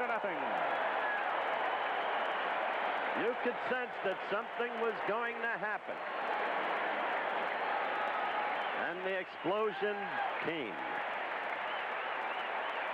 Hamstring or no hamstring, Freddie Lynn did the job. Freddie Lynn, 6 years in the American League, 6 times an All-Star. 2 of 3 All-Star hits were home runs last year off Steve Carlton. Ellie hooks that ball just down the line. It was trying to hook foul, but he got it right down the line past that 330 marker. So he got one off Welch this year, one off Steve last year. Jackson must be a little irritated with his penchant for drama. Yep. Lynn took it all away from him. Stole his thunder. Welch. As Jackson hitting a high pop back of the plate. Freddie Lynn, I tell you, when you consider who he's hit the home runs off of now. He got one off Steve Carlton, he got one off Tom Seaver, and now one off Bob Welch. And playing with a very sore hamstring tear.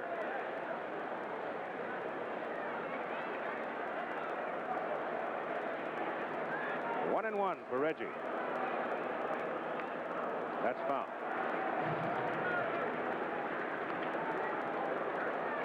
So the American League jumps out on top here in the top of the 5th inning, 2-0 on the home run by Lynn.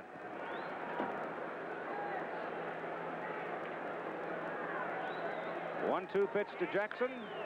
Hit on the ground, and Garner can't reach it. And Reggie's aboard with a single. Royce has been warming up in the bullpen for the National League. See all of that haze and smoke that blew out of downtown now. You're now working for the Chamber of Commerce, eh? No, not really. It is pretty. Ben Ogleby, swing and a miss for strike one.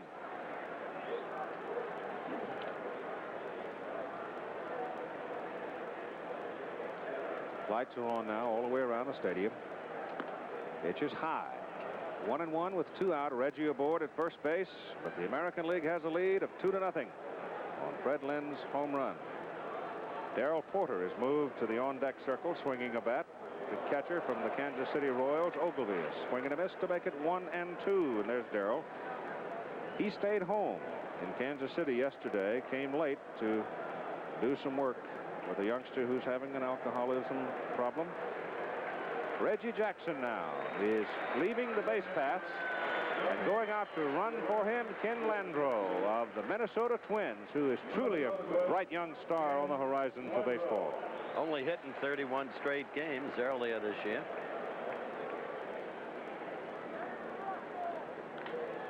Ogleby, flagged down by Garvey. Great play by Steve to end the inning. So Steve Garvey comes up with a great defensive play to end the inning. But it's a big inning for the American League as they take a 2-0 lead. But look at that. Garvey flagged it down using every inch of his glove. 2-0 American League. Al Michaels will be along in just a moment to call the play-by-play the rest of the way. To go to the bottom of the 5th inning, 6 changes for the American League. Al Oliver is now in left. Al Bunbury will be in center. And Ken Landreau went in to run for Reggie Jackson is in right. And as Steve Garvey gets set to lead off in the bottom of the 5th inning, the other defensive changes, you have Cecil Cooper of the Milwaukee Brewers taking over at first base. Darryl Porter of Kansas City spelling Fisk back of the plate. And the new third baseman taking the spot of Greg Nettles is Buddy Bell of the Texas Rangers. It's a lot of changes.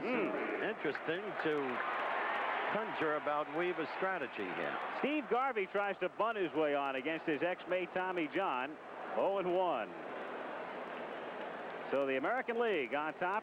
Freddie Lynn, the 2-run homer in the 5th inning. The National League has been totally silent, without a hit, without a base runner.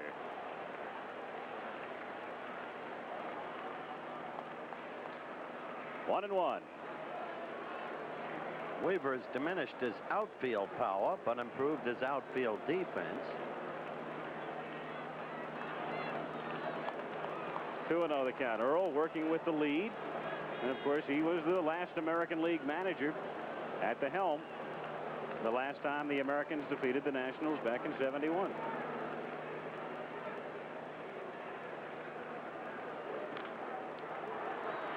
Bell short hops and gets him.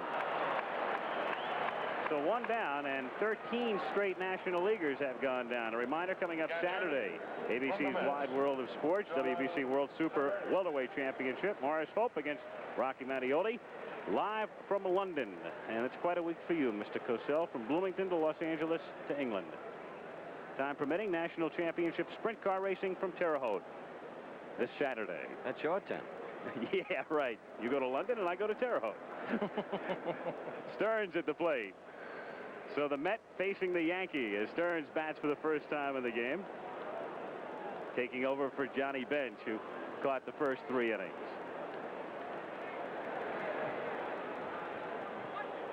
In the dirt and away from Porter. Stearns involved in the incident the other night with Bill Gullickson, the Montreal pitcher, coming off the bench Friday in New York. 2-1 the count. A lot of bad blood between those two teams, the Expos and the Mets, right now. They had a couple of set twos. Craig Swan had some pointed remarks to make about Dick Williams 2 days ago. Bounce toward the middle. Randolph is there, backhands and throws him out. And that's 14 straight between Stone and John. 2 down in the 5th inning. And we'll take our first look at Ken Griffey.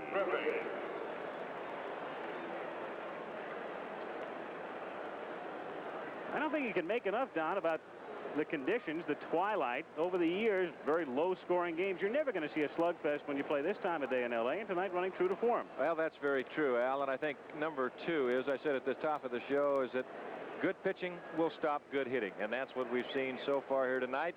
Bob Welch got the 1 pitch, a 3-2 pitch up to Freddie Lynn. I think Freddie Lynn's looking fastball all the way, and he just rode it right on out of here. But we've seen some excellent pitching so far. But that was an interesting graphic you just saw. Griffey's career record against Tommy John, hitting better than .400. The strike 1 pitch to Ken. Fly ball to deep right center field. Al Bunbury going all the way back. He's hit it out. Say what I mean? He still owns Tommy John. So the National League gets its first base runner, its first hit, and a run. It's 2-1. That ball was hit well. Al Bunbury was shading just a little bit into left center field, and Griffey got it all. There was no question about that when it left the bat. Tommy John, as soon as he threw it, he was looking for a new ball. Can reach the batter. 1-0 the count. Reach 0 for 1. The Cardinal third baseman bounced out in the 3rd inning. 1-1. Briskly played ball game. An all-star game with all the substitutions. Randolph will handle this one. Maybe not.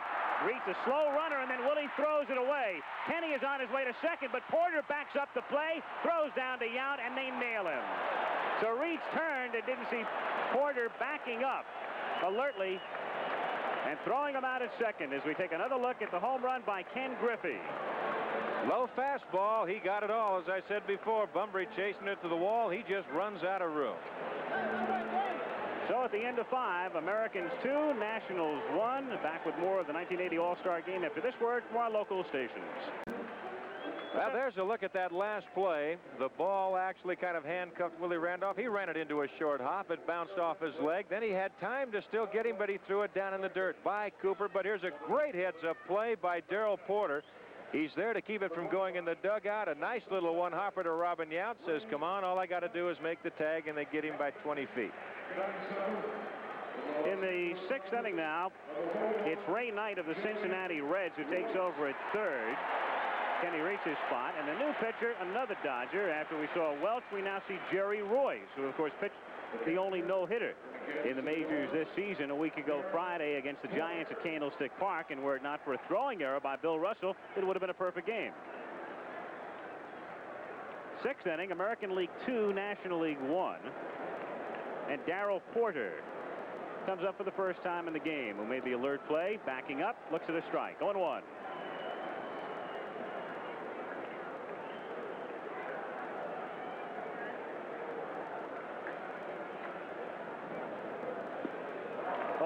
This might have been the last place Darrell Porter thought he would be, Howard, in late March and early April in the All-Star Game.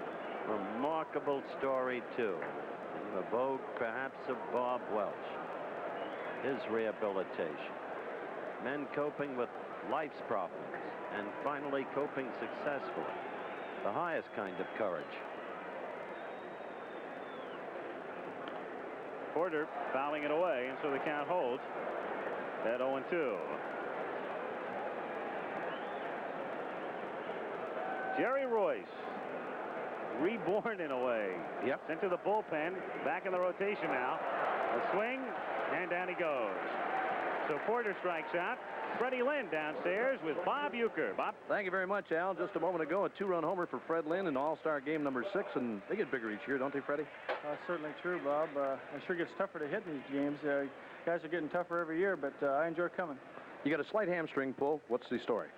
Well, it's bothered me a little bit. I was kind of questionable before this game, but since the fans voted me in, I felt kind of obligated to get out there and play. Back up to you. All right, Ueck, as Buddy Bell stands in. 0-1 the count on the Texas third baseman. Since the fans voted me in, I felt obligated to play. That's what you like to hear, Howard. Mm-hmm. 1-2 the count.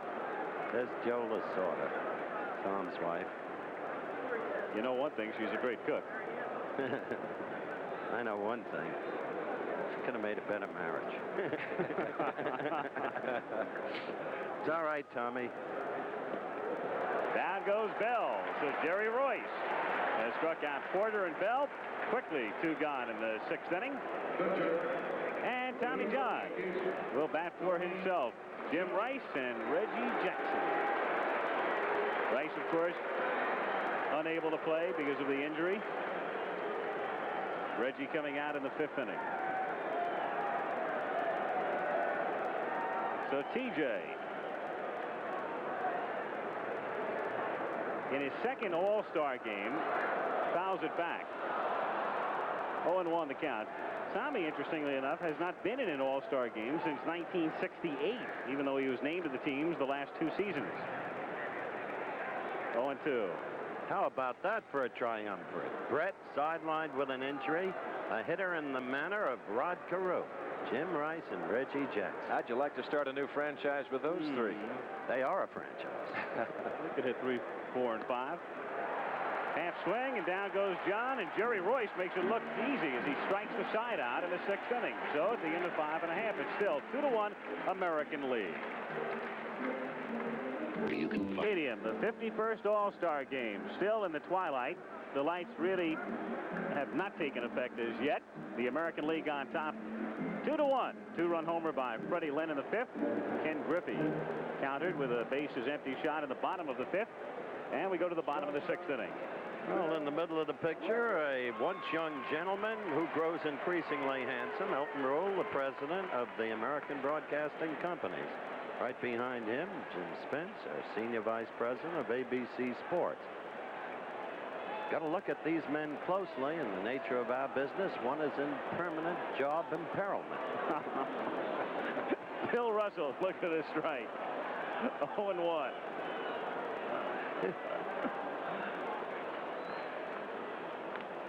Little tapper hit back to Tommy. And he throws out his ex-mate. So Russell is gone. One down in the 6th inning. From the Cincinnati Reds. And Ray Knight is the batter. Hitting for the first time in the game and batting in the number 9 spot. When Royce came in, they put Jerry in the 7th spot in the order.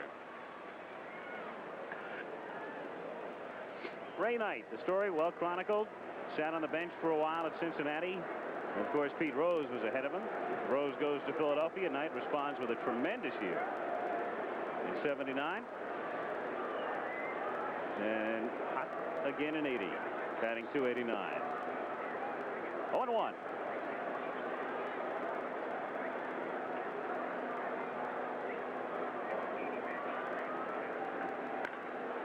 Grounded to the hole and through into left field for a base hit.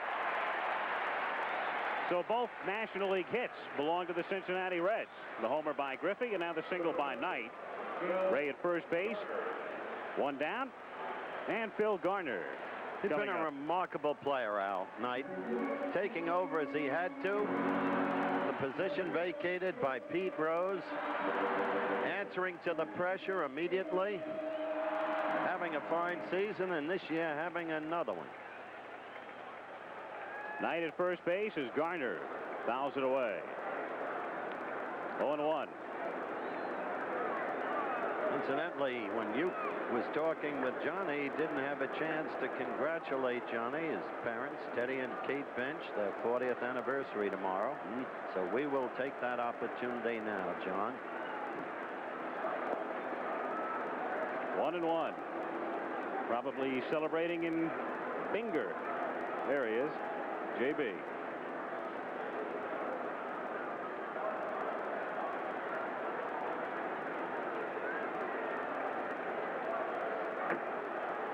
John with a token throw over. There's an American League umpire down the right field foul line. His name is Rich Garcia. More on that in a moment. Hit sharply. Randolph can't backhand. It goes through. Knight will stop at second. Al Bunbury getting it back in. So the National League with runners at first and second, one away. And George Hendrick of the St. Louis Cardinals coming up for the first time, and Earl Weaver of the Baltimore Orioles making his way to the mound to talk to Tommy John. Well, you talked about players and you talked about Freddie Lynn, Howard. We heard him say that he felt he was obligated to come, that the fans had voted for him. And of course, I think another kind of touching story, the umpire down the right field line, Rich Garcia, has had some problems in his family with his young daughter. Well, his daughter, Dina, underwent surgery, curvature of the spine. She's just out of intensive care and recovering. And it hasn't been that easy for Rich Garcia to carry through with his duties. But we're happy to learn it's turning out so well. So another fellow, Don, has had some problems. Lee Wire himself physically. That's right. I saw Lee here in the press box prior to coming up into the booth tonight, and he said he hopes that he's going to be back pretty soon. We certainly hope so. In the meantime, the National League is getting to Tommy John. George Hendrick rips it into right center for a base hit. Maybe two. Ray Knight comes in to score. Garner will go to third. It's a long single, and the game is tied.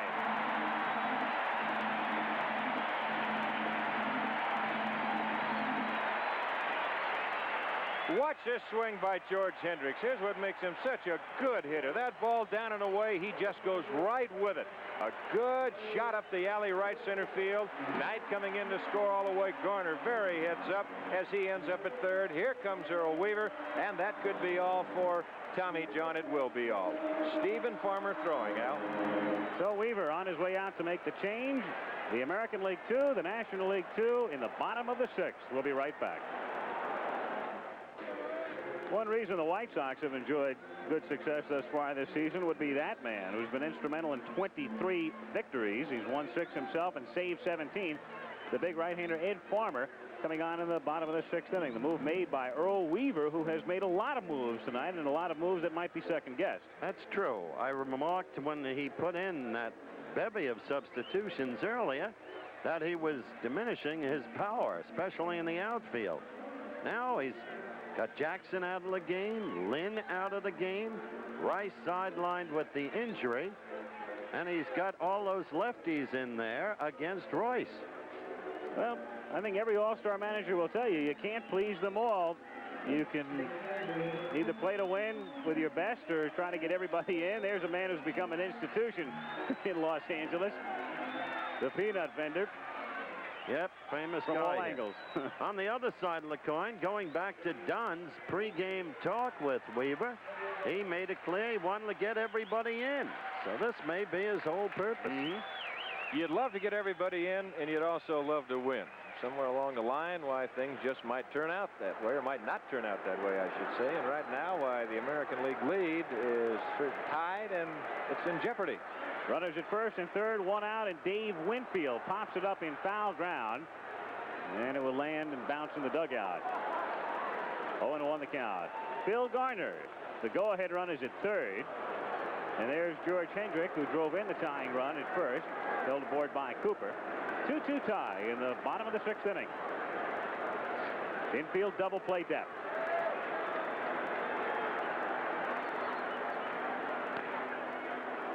I think Ed Farmer falls into that same category that we've talked about with Rich Gossage. Of course, Farmer with the White Sox, and their pitching coach Ron Schuler has said that, first of all, they're using him now only like in the 8th and 9th innings if they can just keep it right there. But for the first time, he's been a leader, and he's not necessarily a follower anymore. He's been around. It's an interesting story with Ed Farmer. Been in professional baseball since 1967. Nondescript career, really. And this year, everything perfect. Bouncer, Randolph can't handle it, gets away from Willie, everybody is safe, and the Nationals have the lead.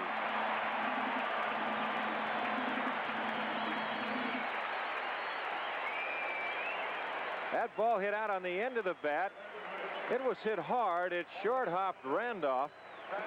Willie, you see him make that play many times, but it just came up on him, and when he ran it down, he had no chance whatsoever. There it is again. That ball slicing a little bit, comes off the glove, and by the time he does retrieve it, they get nobody. National League on top, 3-2. Ran a difficult game for Willie.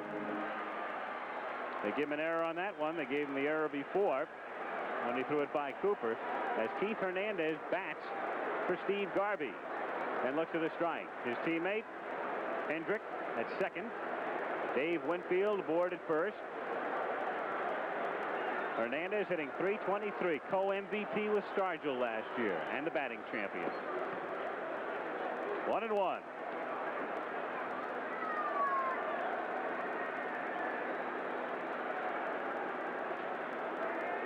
Ed Farmer, 6'5", 210-pounder.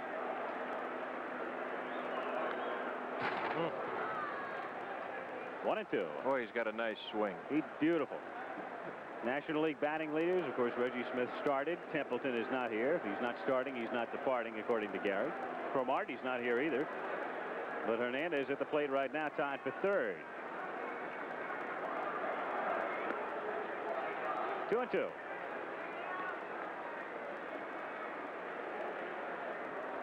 Of course, Farmer involved in that incident with Al Cowens, and the law courts now involved.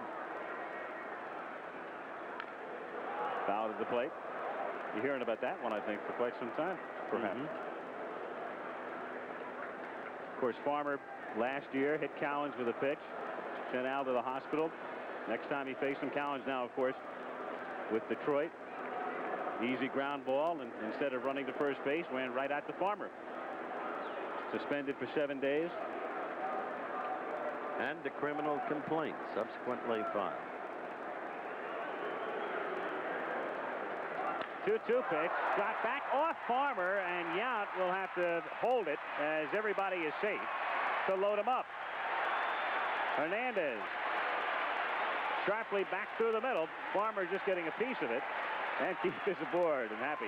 That ball was hit hard. Howard, you talked about injuries in all-star games, and here could have been one here. Look at that ball, a line shot, and he just did get a glove on it. Now, Robin Yount's going over by the bag at second base, has to stop, reverse his direction. All he can do is eat it and hold the runners right where they're at. Bases loaded, still 3-2 National League. Only one out. The National League with Pete Rose coming up in a position to break the game open for the American League. At the moment, at least, a continuation of the disconcerting trend of so many years. Pete Rose batting for Stearns. The bases loaded. Taking high. That's a moment to remember just there. That's the first time I've ever heard Pete Rose cheered in Dodger Stadium. That's a first. Infield up at first and third. Double play at short and second. As Rose hits a bouncer down to Randolph. Willie over to Yount. One and back to first. Double play. So Rose hits into a double play to end it. But here in the sixth inning, the National League comes up with a couple of runs. 4 hits. This ball hit off the end of the bat, and Willie Randolph made a fine play. That ball wasn't hit that hard. He has to charge in front of the runner. Just backhanded flip to Yount, but Robbins got an excellent arm. Look at that, flat-footed, and they just get Rose to double him at first. So after 6 complete innings of play, the National League on top, 3-2. All right, let's go to Howard. All right, I am with the gentleman who is the president of the Los Angeles Olympic Organizing Committee, Mr. Peter Oberoff. Very quickly, Peter, you go to Moscow shortly, and there you will recommend 1, maybe 2 demonstration games for the Olympics, which allow such. What will you be recommending? Well, Howard will recommend baseball right here in this stadium to be part of the 1984 Olympic Games. And the other would be tennis. Tennis is a possibility, too. Now, will there be any change with regard to the flag closing ceremonies? Have you tried to change President Carter's mind? We've tried to change his mind because we think that in that one instance, it's an Olympic ceremony. It'll signal to all the people in the free world that the Olympics are coming here. We're going to put them back on track again, and we're going to be proud of the games here in L.A. But he is not changing. He's not changed his mind as of this date. Finally, will this Olympiad in '84 cost the taxpayers of the United States any money? Not a penny. This is the first time it's going to be handled totally in the private sector. And we'll also recommend in Moscow that all future games be handled by the private sector in every country to avoid the politics. If you can make that work, sir, you've executed a miracle. Thank you very much. Good luck. Thank you, Howard. Thank you. Okay, back to Al. Well, new pitcher for the National League as Jim Bibby having a sensational year. Look at those marks. 11-1, including the victory in the 20-inning game the other day when he came out of the bullpen Sunday to beat the Cubs in Pittsburgh. He takes over as we go to the 7th inning. The National League on top, 3-2. Trying to continue the domination and make it 9 straight as Robin Yount leads off in the 7th. 1-0. Keith Hernandez staying in the game. He's at first base, and Dave Concepcion. There he is, the new shortstop. And the new catcher is Gary Carter from the Expos. 2-0 the count. Gary Carter, third man back at the plate for the Nationals tonight. Bench starting. Stearns in there for 3. And now Carter. Hit to right field. Winfield fades. Dave has room. 1 down.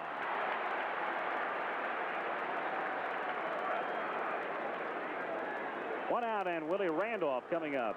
Bibby's been around. We talked about Farmer and how long Ed has pitched in pro ball since '67. Bibby, an up-and-down career, having a great season in '80. Jim's been around, and this is his first All-Star game.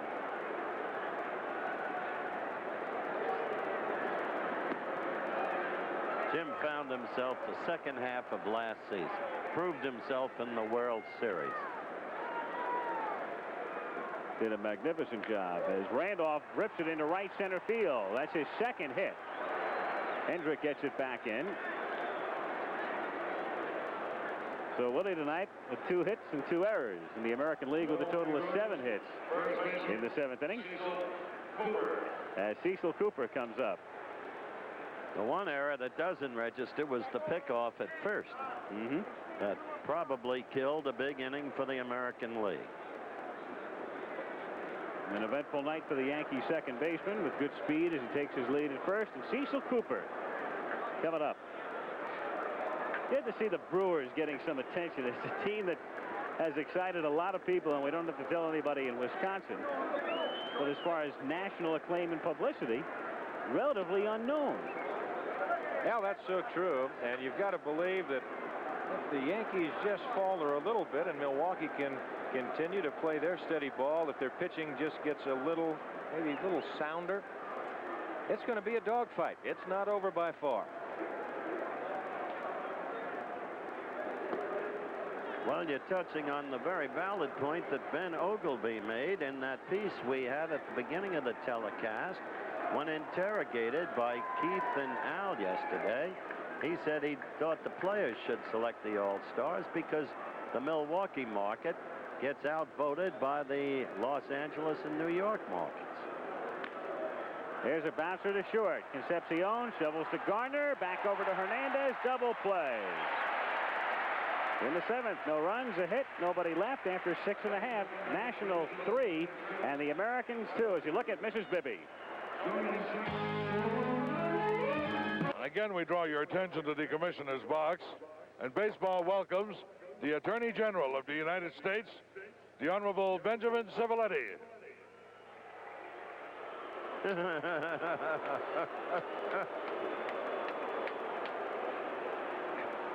He's a great lawyer.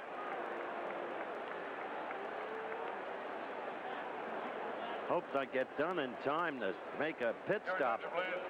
Now pitching. We're at the party. Where is the tent? It's right in behind here. New pitcher for the Blue Jays, or for the American League from the Blue Jays. We'll take a look at Dave Steve, the only Toronto representative on the team. Good-looking young pitcher, and another change for the Americans at second is Bobby Critch of the California Angels. Takes over for Willie Randolph there.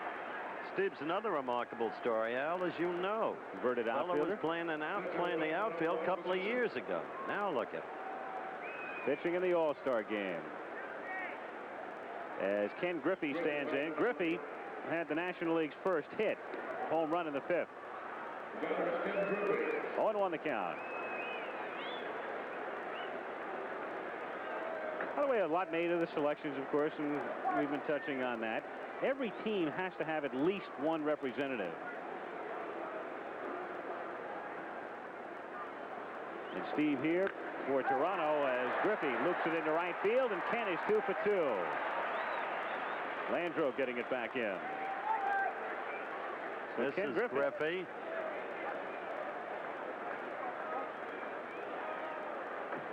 Early Griffey. Dave Concepcion. Her man with a couple of hits is Dave Concepcion. Comes up. So Griffey a couple of hits tonight, and he's 3 for 3 in overall All-Star appearances.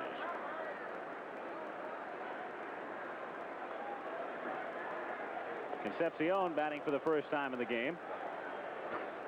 Chuck Tanner. Pirates winning it all last year, so the manager from the previous year's pennant winner, Weaver and Tanner.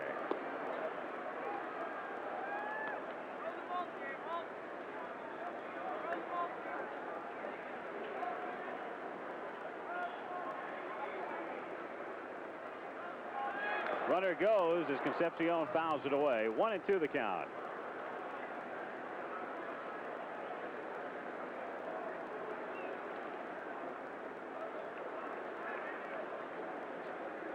Al, I think one of the big keys about Steve this year is that he's kind of developed his curveball and his changeup.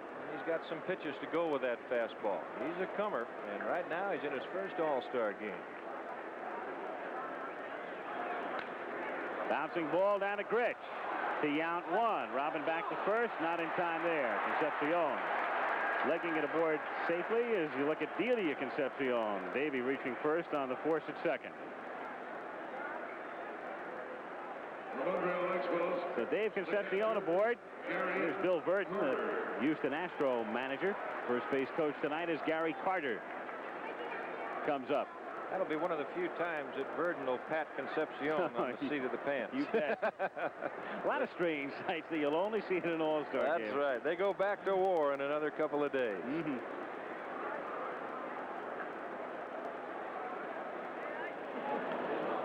Steve driving Concepcion back, and Cooper making a nice play. He showed you a good move, too. He sure did. He whipped that ball over, too. It was closer than it looked. Bottom of the seventh. Nationals ahead 3-2. Again, the quick move to first, and Concepcion going back in, standing up. Davey can't get too far off there. He has just got back under those tags. Boy, what an asset that is for a pitcher to have a good pickoff move and have confidence in it. Another asset for Steve in this particular situation is I'm sure Concepcion has not seen him before. That one gets away from Porter, and Concepcion will advance to second. So that's one way to get down there on the wild pitch.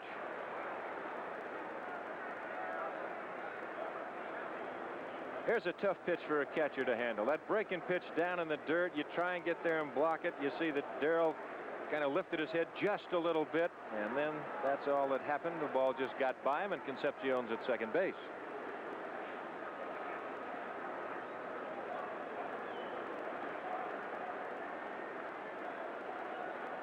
One out of the seventh. 1-0 to Carter. Grounded fair and fielded by Bell, whose strong throw gets him, and Concepcion remains at second. All right, a visit with Tommy John now. Let's go to Bob Uecker. A rough outing coming back to Los Angeles, TJ. Well, I had fairly good stuff, but you know, a lot of times when you get out there like that, you tend to throw a little harder than what your game speed is, and you know, you get hyped up, psyched up, and I was throwing some nice straight fastballs down around the knees, and one bad hop there on Garner's ball, and we could have been out of it, but I've been hit harder. Back up to you, Al. All right, Uke, as Ray Knight checks his swing, taking the pitch, 1-0 the count with two down. Concepcion at second, bottom of the seventh, 3-2 National. I thought Tommy was a touch nonchalant.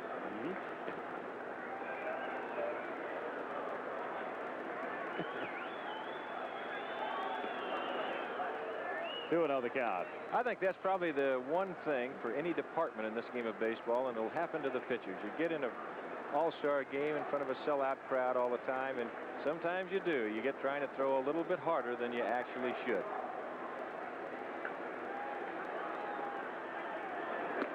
Inside, ball three. That's an excuse you'll sometimes hear, too, in championship series competition and certainly in the World Series. That's right. Especially all-star games and World Series. If you can't get up for these, Al, why, I don't know. I don't think you can't get up for anything.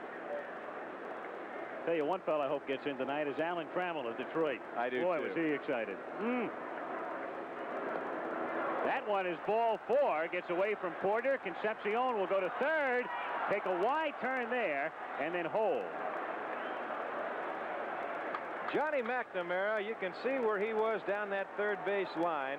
John was an excellent third base coach when he was over with the California Angels, and we'll look at this pitch again. That ball just sinks, and that actually handcuffs Porter. That ball really sunk.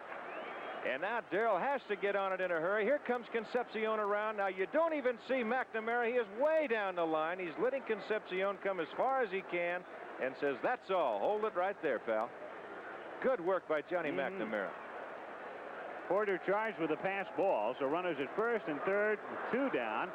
Phil Garner takes outside. Porter having a tough night. Darrell saying, man, I haven't caught many sinker ballers like this, maybe.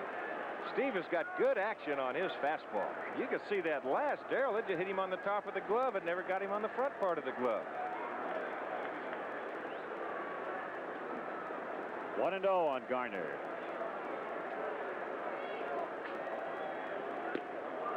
Good breaking ball.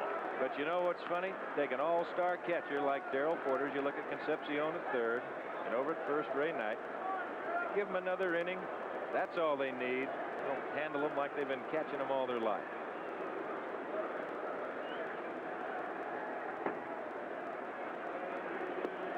Swing and a miss. 1-2 on the Pirates' second baseman. He keeps it down, I'll tell you.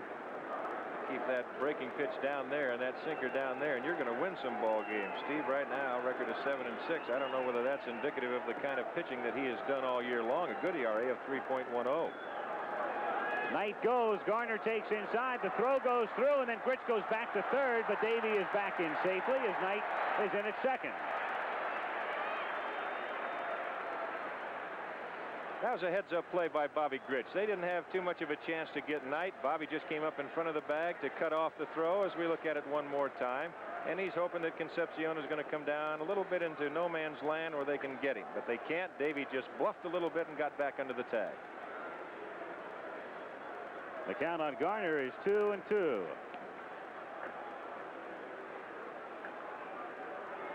And this one gets away from Porter. Another run will score.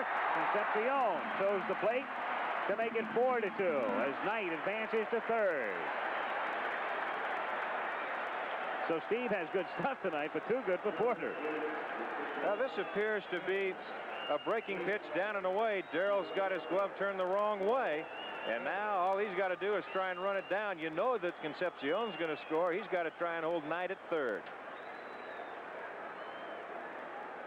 4-2. National League. Tom Bergmeyer of the Red Sox in the bullpen. 3-2 pitch. He walks him. So Steve walking Knight and Garner back to back after the American League pitchers had not yielded a walk to this point. And George Hendrick of the Cardinals comes up. Figured out, how would you like to have Hendrick, Dave Kingman, and Steve Carlton win co-MVP? That'd be some press conference, wouldn't it? I don't think you'd have any.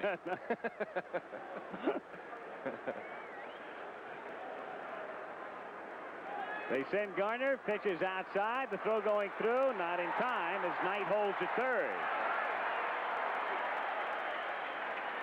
Bobby Gritch arguing just a little bit with the second base umpire, Nick Colosi. Bobby trying to convince Colosi that he got him up in front of the bag before he reached the full impact of his slide. Clearly safe. Tagged him late. He's there. Good call by Nick. National League pulling out its tricks.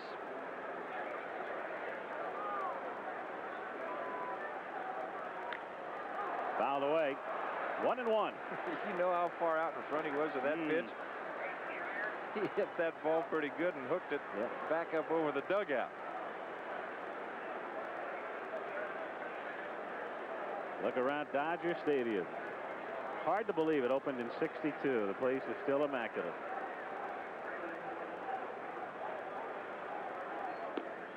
Two and 1 to count. Joining Bergmeyer, there's the Goose. Rich Gossage of the Yankees, the right-hander.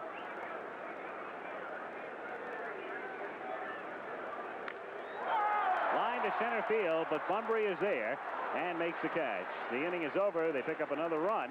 And at the end of 7, National League leading 4-2. Back with more of the All-Star game after this word from our local stations. Watch out, America. Well, there it is up on the new Diamond Vision board at Dodger Stadium, 56,088. And as we look down from the helicopter, the largest crowd to ever watch a game in Dodger Stadium. And what a beautiful shot. It's a gorgeous ballpark. Don, of course, you played here so many years. They do a marvelous job year-round. Bruce Sutter in the pitch, the winning pitcher in each of the last 2 All-Star games, will try to get the save in this one as he comes in the 8th inning. And the other change for the National League, the sole representative from Atlanta, Dale Murphy, now in center. Well, Tanner's getting all his people in, and yet seems to me he's handled his personnel very effectively. Al Bunbury, the batter. 1-0. The only man that's not in the lineup or has played is Jose Cruz of the Houston Astros. So he's got one more regular on the bench. 1-1. Chuck's going to come out smelling like roses if he wins the game and gets everybody in. That's the ideal trick. Yep. Pretty tough to pull off. 1-2. We say everybody in, everybody outside of some pitchers, of course. Steve Carlton worked on Sunday.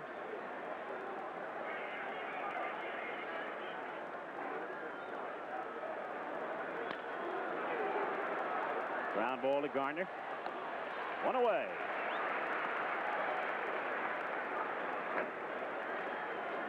From the Minnesota Twins, right fielder. And the welcome up on the new board.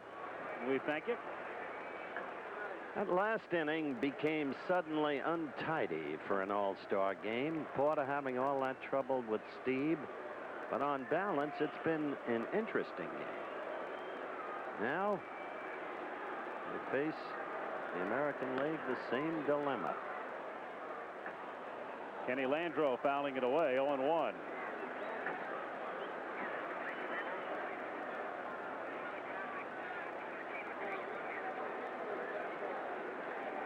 This is Kenny Landreau. He had 3 triples the other day. I asked him why not 4. He said, I didn't get up the 4th time. He's got that kind of confidence. After his 31-game streak was snapped, he said, I'll just start another one. 0-2 the count. He thought he should have been traded straight up for Carew.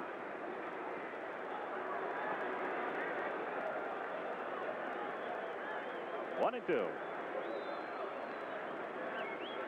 National League leading 4-2 in the 8th inning. After the American League had jumped out to a 2-0 lead, the homer by Freddie Glenn in the 5th. Ken Griffey homering in the bottom of the 5th. The Nationals adding 2 in the 6th. And 1 in the 7th. 1-2 pitch is hit foul outside first. Al Oliver will be up next. You won 2 all-star games in a row, didn't you, Don? Yeah. One at Anaheim, and I think the next year it was at Houston. You're the only one besides Suter. And that graphic was interesting on Landau. To right field and into the corner, but Dave Winfield gauges it perfectly to make the catch. So Landreau becomes out number 2 as we see it again. He got that ball out on the end of the bat, Howard, and he hooks it down the line with those big, long, loping strides of Dave Winfield. He gets over there and he makes the play with ease. As most sports fans know, Winfield was the most versatile athlete at the University of Minnesota. Could have played professional basketball, and that elongated grace that you just saw is the evidence of his athletic ability. Al Oliver of the Texas Rangers. Texas swing, and it's outside. Well, this guy's done it in both leagues, Al. He's 3rd in the American League and runs batted in with 58. Perez 1st, Hebner 2nd. Interestingly, neither man is on the American League All-Star team, Tony or Richard. I think you would just have to classify Al Oliver as a pure hitter. Full count. Did it for many years, of course, with the Pirates. Full count.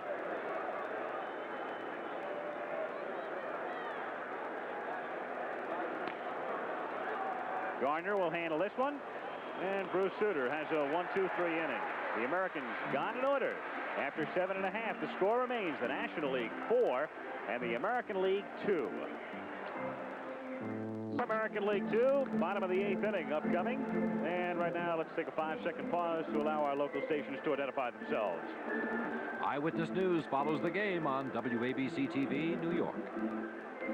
Changes for the American League. New pitcher, the Goose, coming in. Rich Gossage. 3 wins and 13 saves. And hot of late, From the New York Yankees, there is the sole representative from the Oakland A's, Ricky Henderson. Good young outfielder.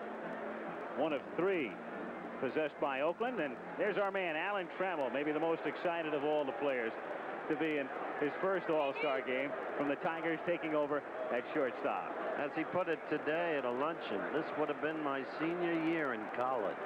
That's right. And another change, his teammate, Lance Parrish, takes over for Porter, back of the plate. Attention, please. Now pitching. Dave Winfield, The New York Yankees. reaching on an error in the 6th inning in his only previous at-bat, coming up in the bottom of the 8th. National League on top, 4-2. At shortstop. From Detroit, Alan Trammell. In left field, from Oakland, Ricky. Right after the game, they'll announce, as they annually do, the most valuable players. You take a look at former President Ford, Commissioner Bowie Kuhn. And earlier, we met the Attorney General of the United States, General Ben Civiletti.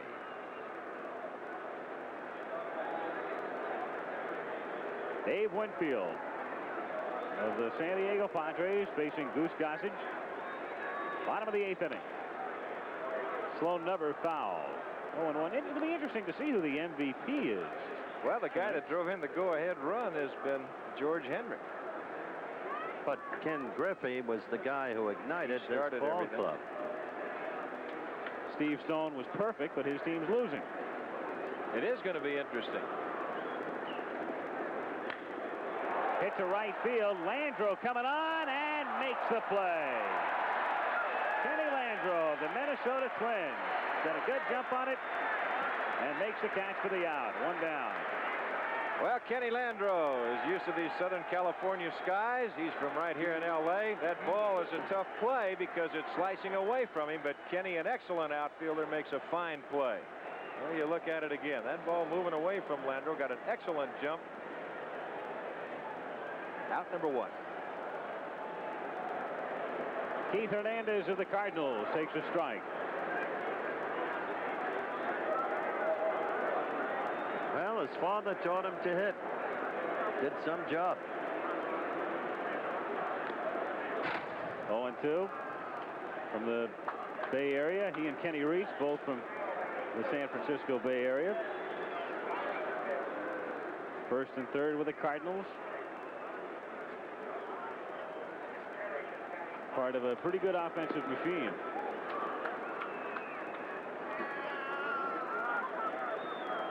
Dad still gives him batting tips occasionally when he gets into a slump, which is not very often. 2-1.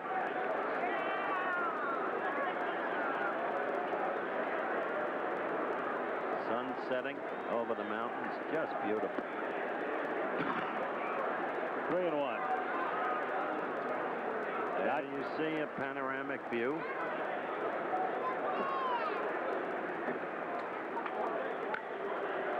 Hernandez strokes it down the line and left, but foul. 2-2 the count. He's beautiful the way he hits it where it's pitched. You know, Don? I haven't really seen that much of Hernandez, just a little bit. But what I have seen, you've got to be impressed with the young man. And I'm sure that if you played with him and watch him every day, why, you're really impressed. To left, Henderson moving in and makes the, did he? No. Jerry Dale out there to make the call. He had him called out, Al, if he holds on to it. But I think his impact, why, it rolled out of his glove. Excellent try by Henderson. That ball slicing and dying on him. He gets the glove on it. Little short hop. Yep. And there it rolls out. And they give him a base hit. So Hernandez is 2 for 2. And Dale Murphy of the Braves. His first trip to the plate. Interesting the way the Braves have come alive, even as the Mets have in the National League pennant races. After that horrendous start. A few clubs that have come alive. This kid is 5th in home runs in the National League with 16. 0-2 All you have to do is ask the Houston pitching staff about Atlanta. What a series the Braves had offensively against the Astros.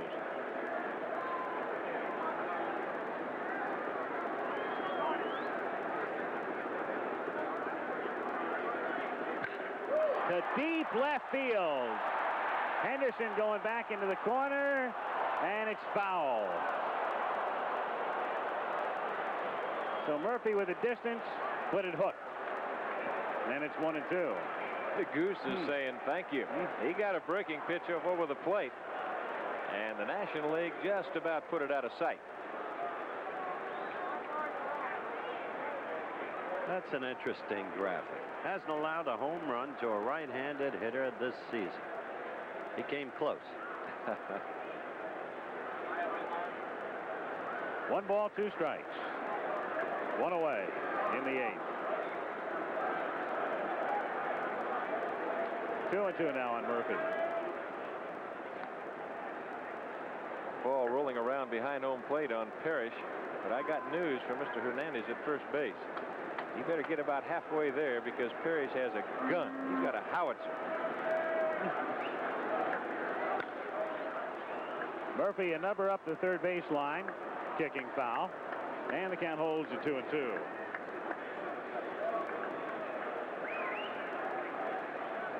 Once again, it's Bergmeyer.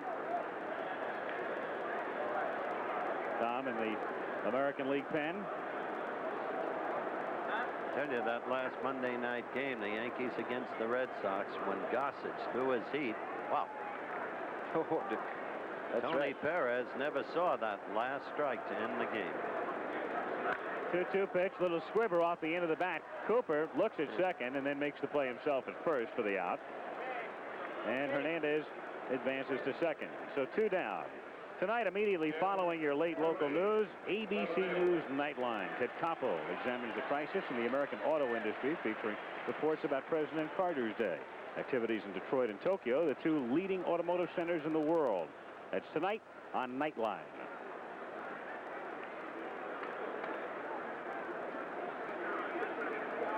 Ken Griffey with a home run and a single, a base hit here, and Ken might put away that MVP trophy. But it's a fly ball to center field, and it's an easy play for Al Bunbury. And that's that in the 8th. No runs, 1 hit, lead 1.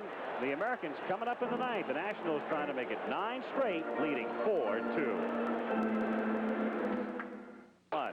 Buddy Bell waiting on deck. So the American League winless in 71 and trailing 4-2 in the 9th inning, facing Bruce Sutter of the Cubs. Bouncer fielded in fair territory by Knight, and Ray guns him down. 1 away. This has to be pretty bitter for the American League.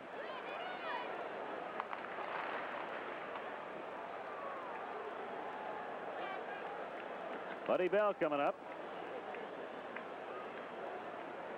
McPhail's going to owe Feeney another drink the way things are going. The 2 league presidents. A strike. 0-1.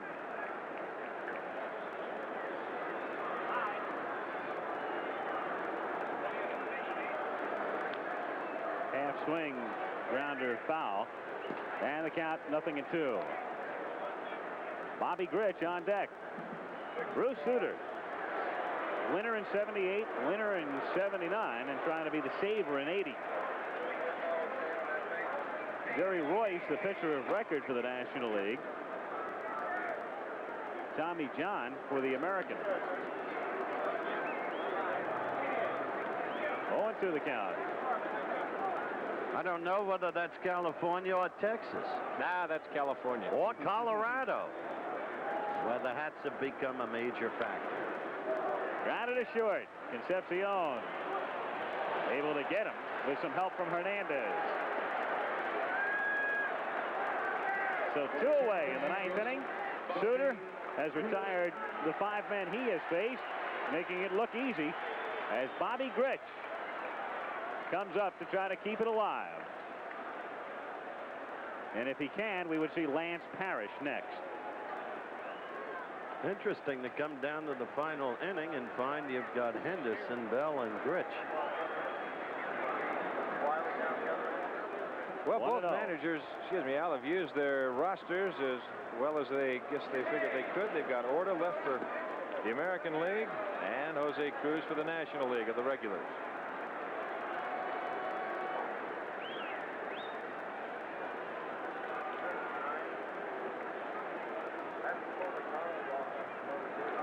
The 2-0. High ball 3. 3-0 on Grich. Skyline has a golden tinge now, and so has the National League.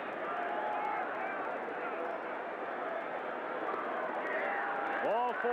So the Americans are still alive as Grich walks with 2 down in the 9th inning. And Lance Parrish of the Tigers comes up for the first time. Well, he's got the power. 11 homers, 47 ribbies.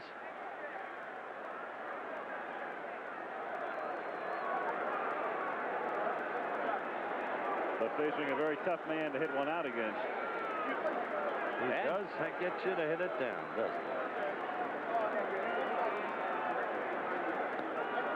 1-0. You look for a little key, maybe a little edge to Parrish that might help him along the line, but you really can't figure it as far as spring training would be concerned. You're starting in 2 different leagues to start with. The Tigers train in Lakeland, Florida, and the Cubs are over in Arizona.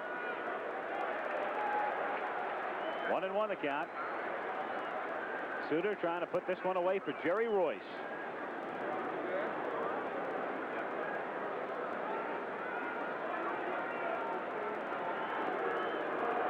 Two and 1. Carter digging it out.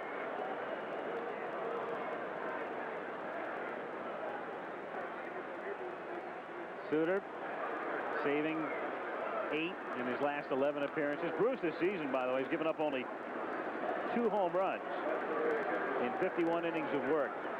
Not a bad fortnight's work for Royce. A no-hitter, possibly the winner here. Might even get the MVP. Struck out the side in one of the innings he worked.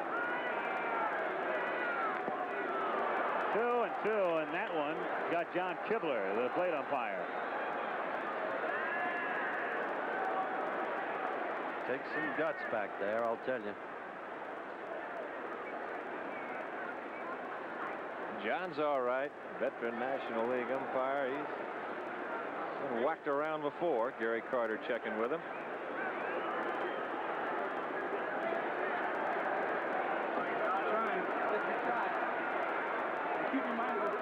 Ball 3.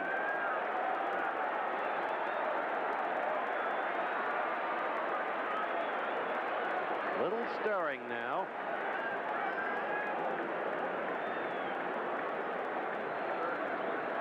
Each team with 7 hits. The 2 American League errors, both committed by Randolph. 4-2 National. Grich will go from first with a pitch, and he gets him swinging. So the beat goes on and on and on. 9 straight. 17 of 18. The National League does it again. Well, we'll find out who the All-Star Game MVP is when we come back, and we'll return to Dodger Stadium after this commercial and a word from our local station. 7 hits and no errors for the American League. Line score, the National League winning it 4 runs, 7 hits, and no errors. The American League 2 runs, 7 hits, and 2 errors. Direct your attention Jerry to the Royce wins commissioner's it. box of the Tommy John, the loser. Let's go down to Bob Uecker. Thank you very much, Al. And for the presentation, the most valuable player of this 1980 All-Star Game, the Commissioner of Baseball, Mr. Bowie Kuhn. Ladies and gentlemen, I am delighted on behalf of professional baseball to make a presentation of the Commissioner's Award to this year's 1980 Most Valuable Player for a great offensive performance in this All-Star Game to Mr. Ken Griffey of the Cincinnati Reds. Guess I ought to give it to you. That's great. Thank you very much. That's great. You want to talk? Kenny, a very important ball game. It's getting to be old hat now. 9 in a row for the National League, and a fine ball game for yourself, too.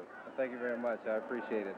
We just, the guys and I was sitting there and talking. We decided to just go out and play baseball tonight. Cincinnati Reds well represented tonight? Yes, very much so. All right, we'll be back with more from the All-Star game here in Dodger Stadium following this brief message. A look at the home run by Ken Griffey. He became the first National League base runner. It was the first National League hit. The first National League run came in the 5th inning, made it 2-1, and it eventually turned out to be a 4-2 win. Al Michaels, Keith Jackson, Howard Cosell, Don Drysdale, Bob Uecker saying so long. Our thanks to Alan Roth and Jerry Klein for their work in the booth. Final score, 4-2, the National League over the American League. Join us